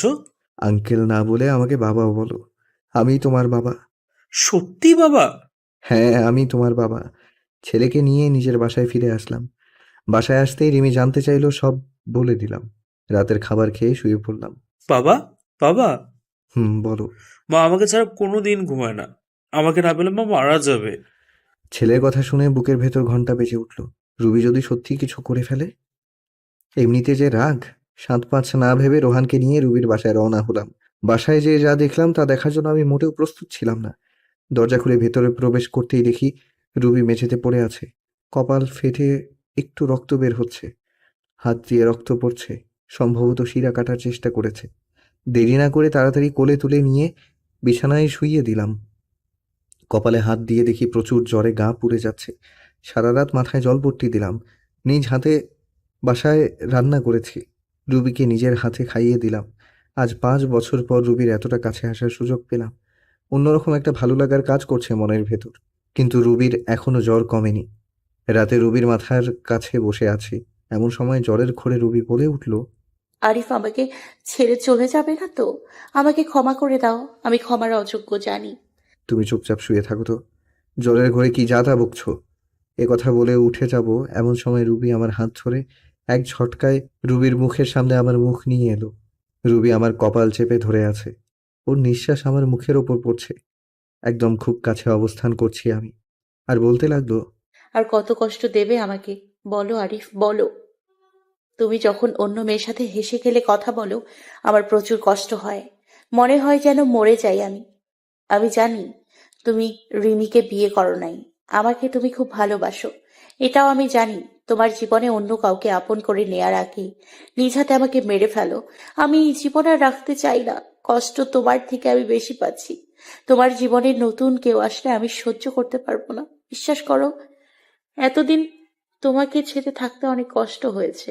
আমি যখন আমার ভুল বুঝতে পেরেছি, সেদিন থেকে আমি তিলে তিলে শেষ হয়ে যাচ্ছি। এই ৫ বছর প্রতিদিন আমি তোমার পথ চেয়ে বসে থাকতাম তুমি আসবে বলে, কিন্তু দেখো তুমি আসতে ৫টি বছর লেগে গেল। আর যখন এলে তখন রিমিকে নিয়ে এলে। আমি ভেবেছিলাম তুমি বিয়ে করেছো, রিমি তোমার বউ। জানো, ওই দিন আমি আত্মহত্যা করতে গিয়েছিলাম, শুধুমাত্র আমার ছেলের কথা ভেবে করিনি। এই বলে রুবি চোখের জল ফেলতে লাগলো। আমাকে শক্ত করে নিজের বুকের সাথে জড়িয়ে আছে। আমি আর ছাড়াতে পারলাম না। হয়তো জ্বরের ঘোরে এসব বলছে। এসব ভাবতে ভাবতে কখন যে ঘুমিয়ে গেছি টেরই পেলাম না। সকালে ঘুম ভেঙে দেখি যে রুবি আগের মতো আমাকে জড়িয়ে ধরে শুয়ে পড়েছে। রুবির থেকে নিজেকে ছাড়িয়ে ওর কপালে হাত দিয়ে দেখি এখন আর জ্বর নেই। একটা স্বস্তির নিঃশ্বাস ফেললাম।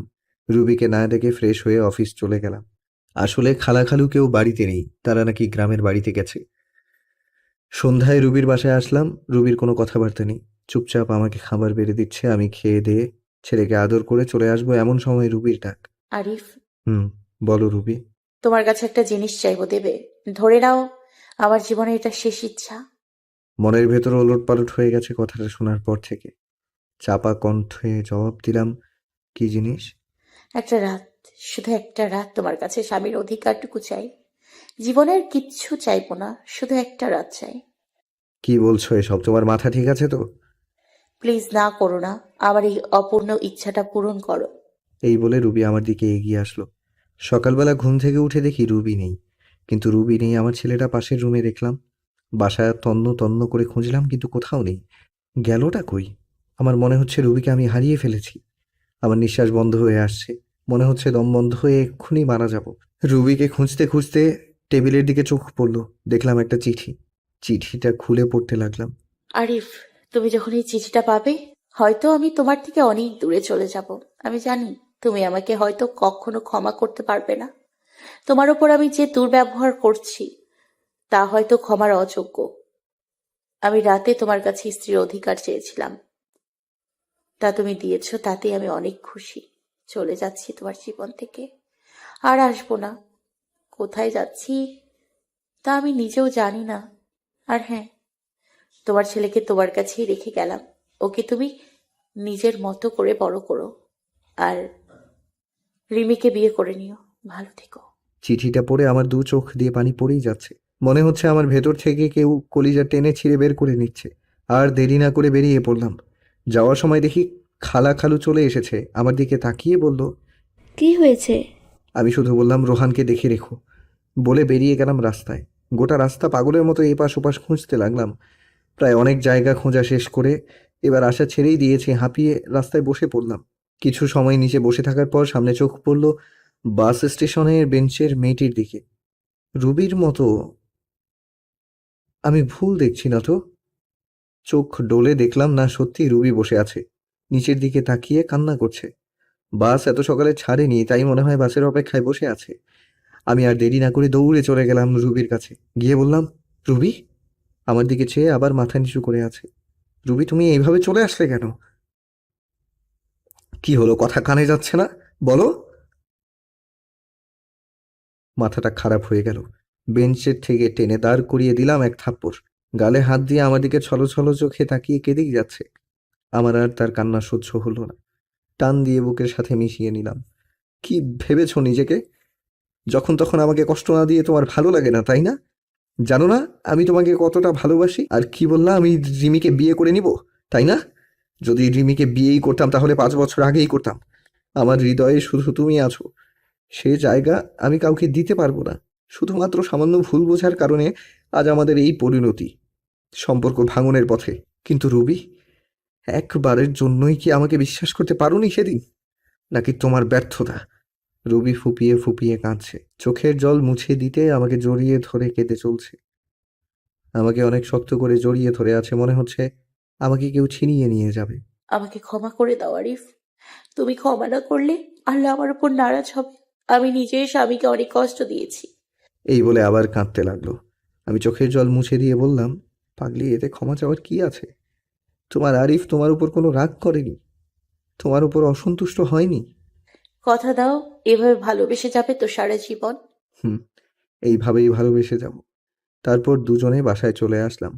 এরপর খালুর সাথে কথা বলতে বলতে রাতের খাবার খেয়ে নিলাম। আজ খালু অনেক খুশি আমাদের মিল হওয়া দেখে। খাবার শেষে রুমে আসলাম, অপেক্ষা করছি রুবি আসার জন্য। কিছু সময় পর রুবি রুমে আসতে তাকে জড়িয়ে ধরলাম। কি করছো কি? ছাড়ো বলছি। আজ তো আর ছাড়ছি না।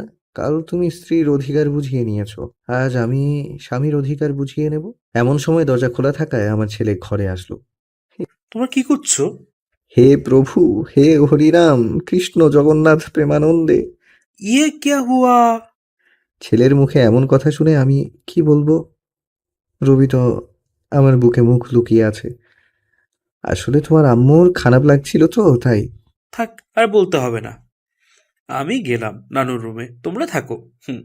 যা ভাবার ভাবুক, অনেকদিন পর বউকে পেয়েছি, সময় নষ্ট করলে চলবে না। তারপর রবিকে জড়িয়ে ধরে, ভালো থাকুক তাদের প্রেমের বন্ধন, দোয়া করি যাতে সুখে থাকে। প্রতিদিন ভালোবাসার নতুন নতুন গল্প পেতে চ্যানেলটি সাবস্ক্রাইব করে পাশে থাকা বেল বাটনে ক্লিক করুন।